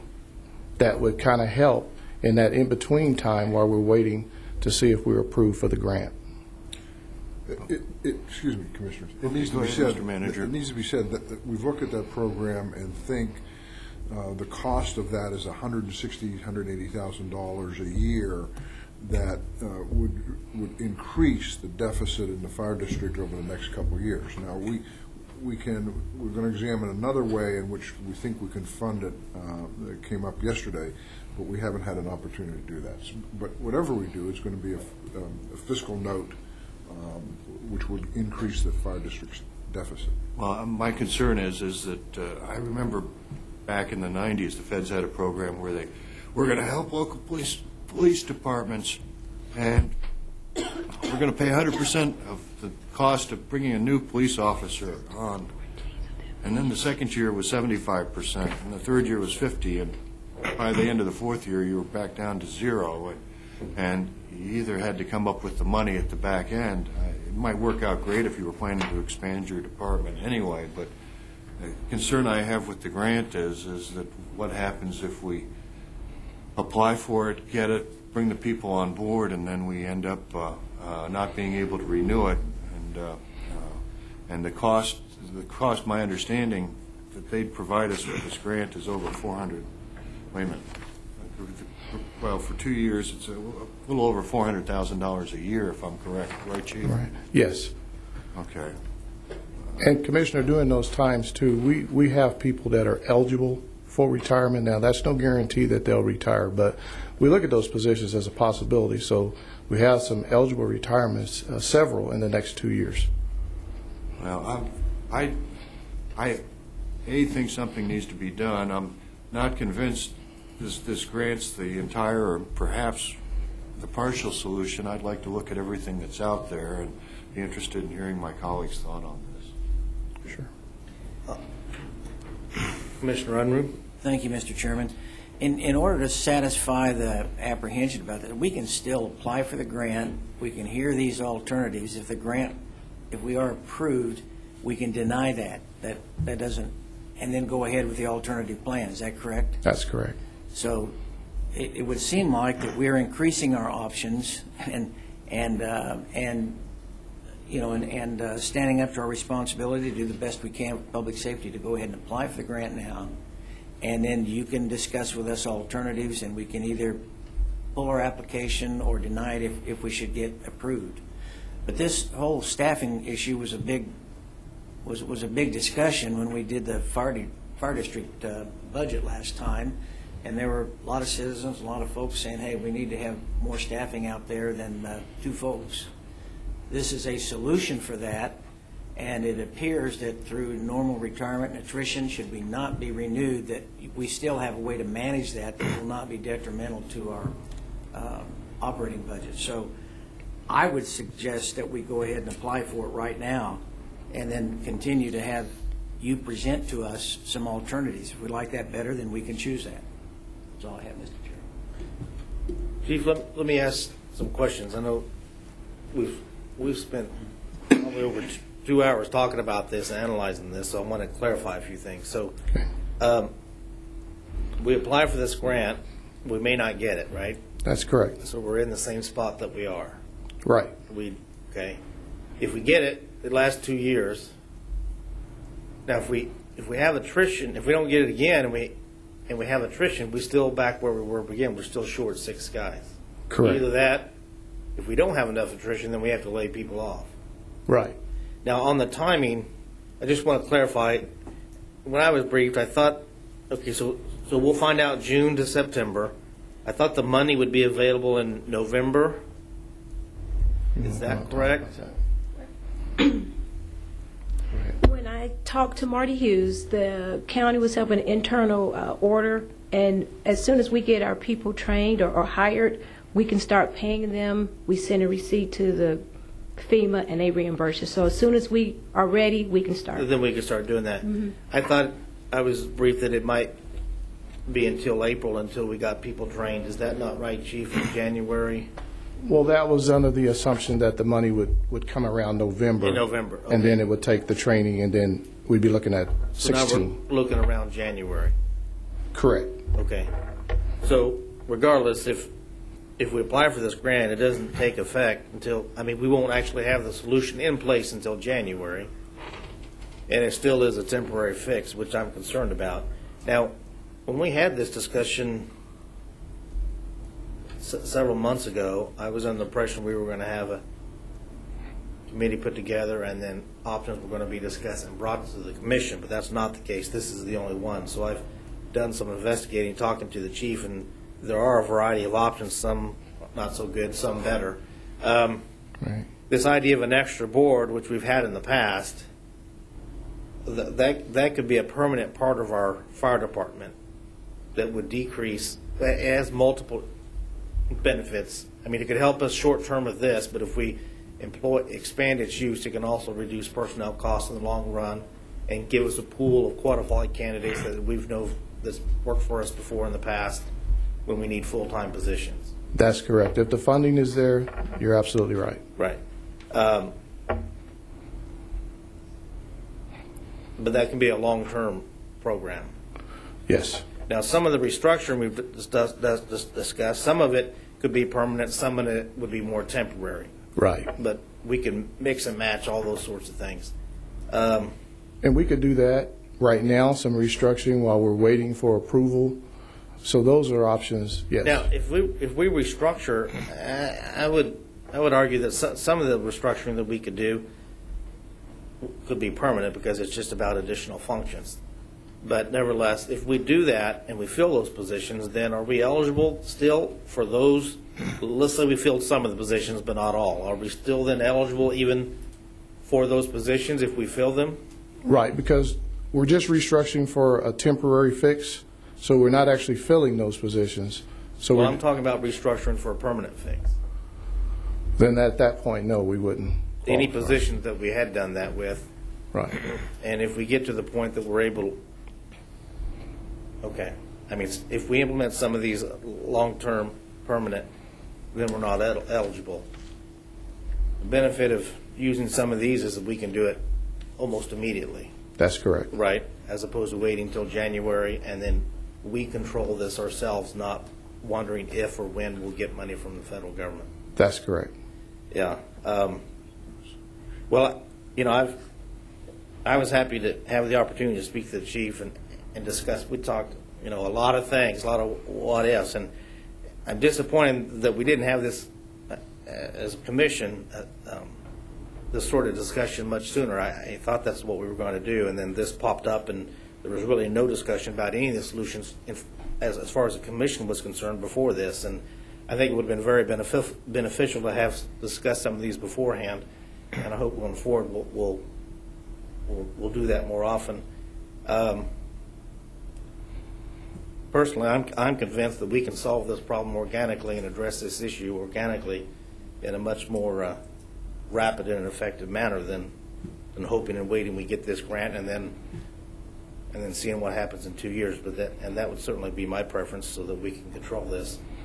There's a lot of options out here, and I can't go into details because I can't reduce down a over 2-hour conversation and discussion down to a few minutes. But based on the research and questions and answers I got, I think we can address this issue in a very effective manner and start addressing it virtually immediately. I think we could fill half the positions. Yes.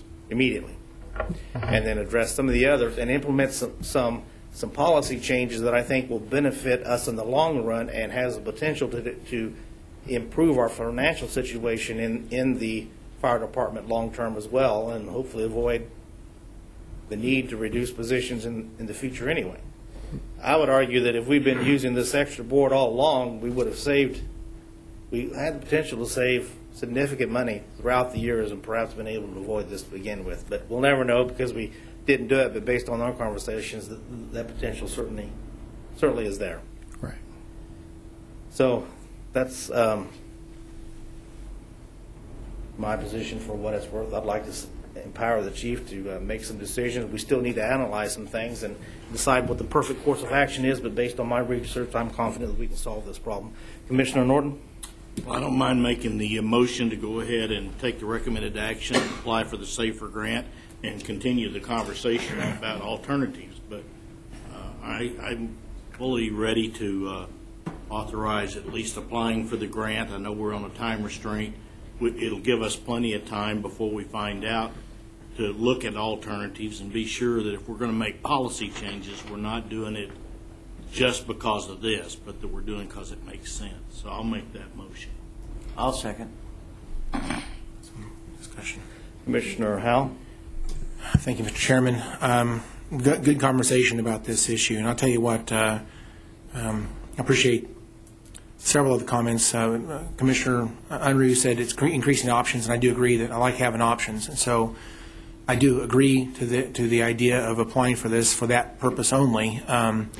The idea that this is a solution to the problem, I think that we have other options we need to reach towards immediately. And it is my hope that by the time that this grant might be approved, that we don't have an issue.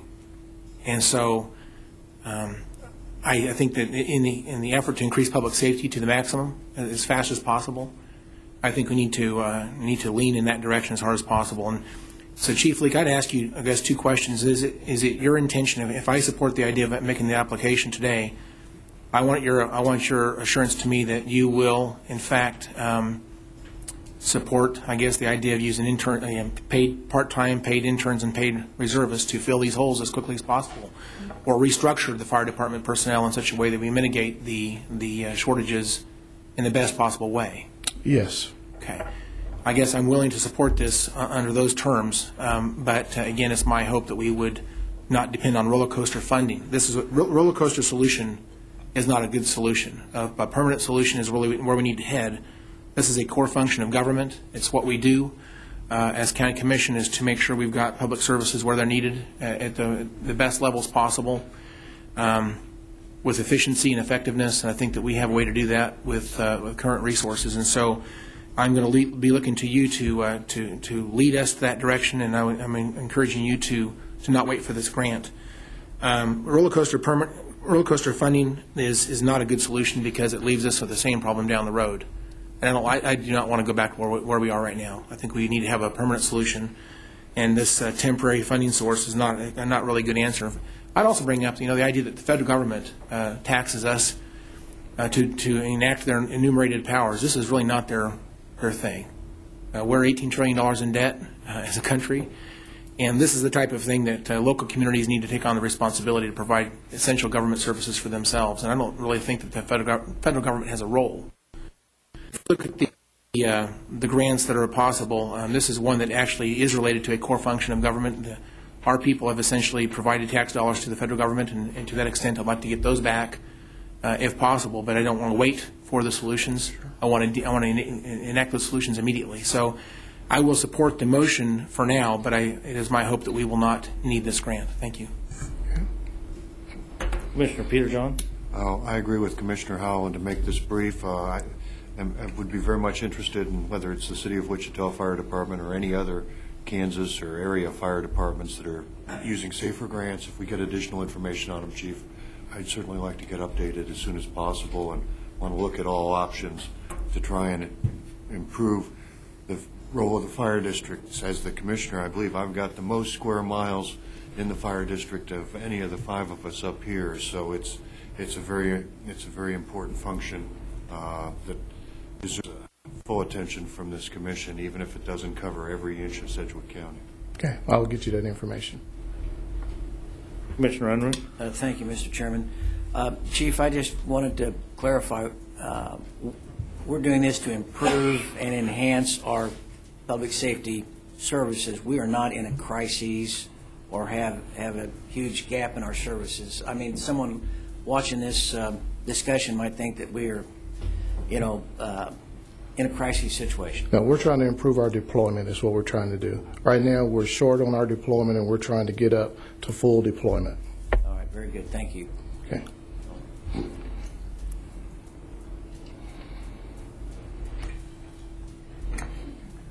I would I share Commissioner Howell's perspective. I think I'm going to make a substitute motion to incorporate some of the things he said into this, okay? Okay. I'll make a substitute motion that we take the recommended action and instruct staff to include Chief Leake to come up with a plan to address this issue organically and to implement those policies that he feels necessary and proper to fill these positions as soon as possible. Yes. Okay. I'll second that. Excuse me, Mr. Chairman. Mr. Chairman, is your motion, did it say that we would apply for the grant? Or? Yes. Okay, thank you. But in the meantime, the chief and staff will work on alternatives and try to bring them to us. Let's have a discussion in staff, whatever, individually, but at some point in staff too, talk to us and let's come up with some ideas that I'm confident we can. Yes, sir. Any other discussions? Comments? Madam? Does anyone from the public like to comment? Thank you, Mr. Manager. Good call, Bill. We really only have one. All right. Well, then, Commissioner Norton. Well, I'm just going to be on the record. I'm probably not going to support the substitute motion because I just didn't see any reason for us to have to go through that gyration. I think we'd had a rich enough conversation to guide the chief to make some recommendations to us outside of that. So I probably won't vote for the substitute motion just because I think it wasn't necessary. I stand with the first motion that I made. Okay. Any other comments? Madam Clerk, call the vote. Commissioner Unruh. Aye. Commissioner Norton. No. Commissioner Howell. Aye. Commissioner Peterjohn. Aye. Chairman Ransall. Aye. Next item, please. Item B, agreement for automatic aid response between Butler County Fire District Number 7 and Sedgwick County Fire District Number 1.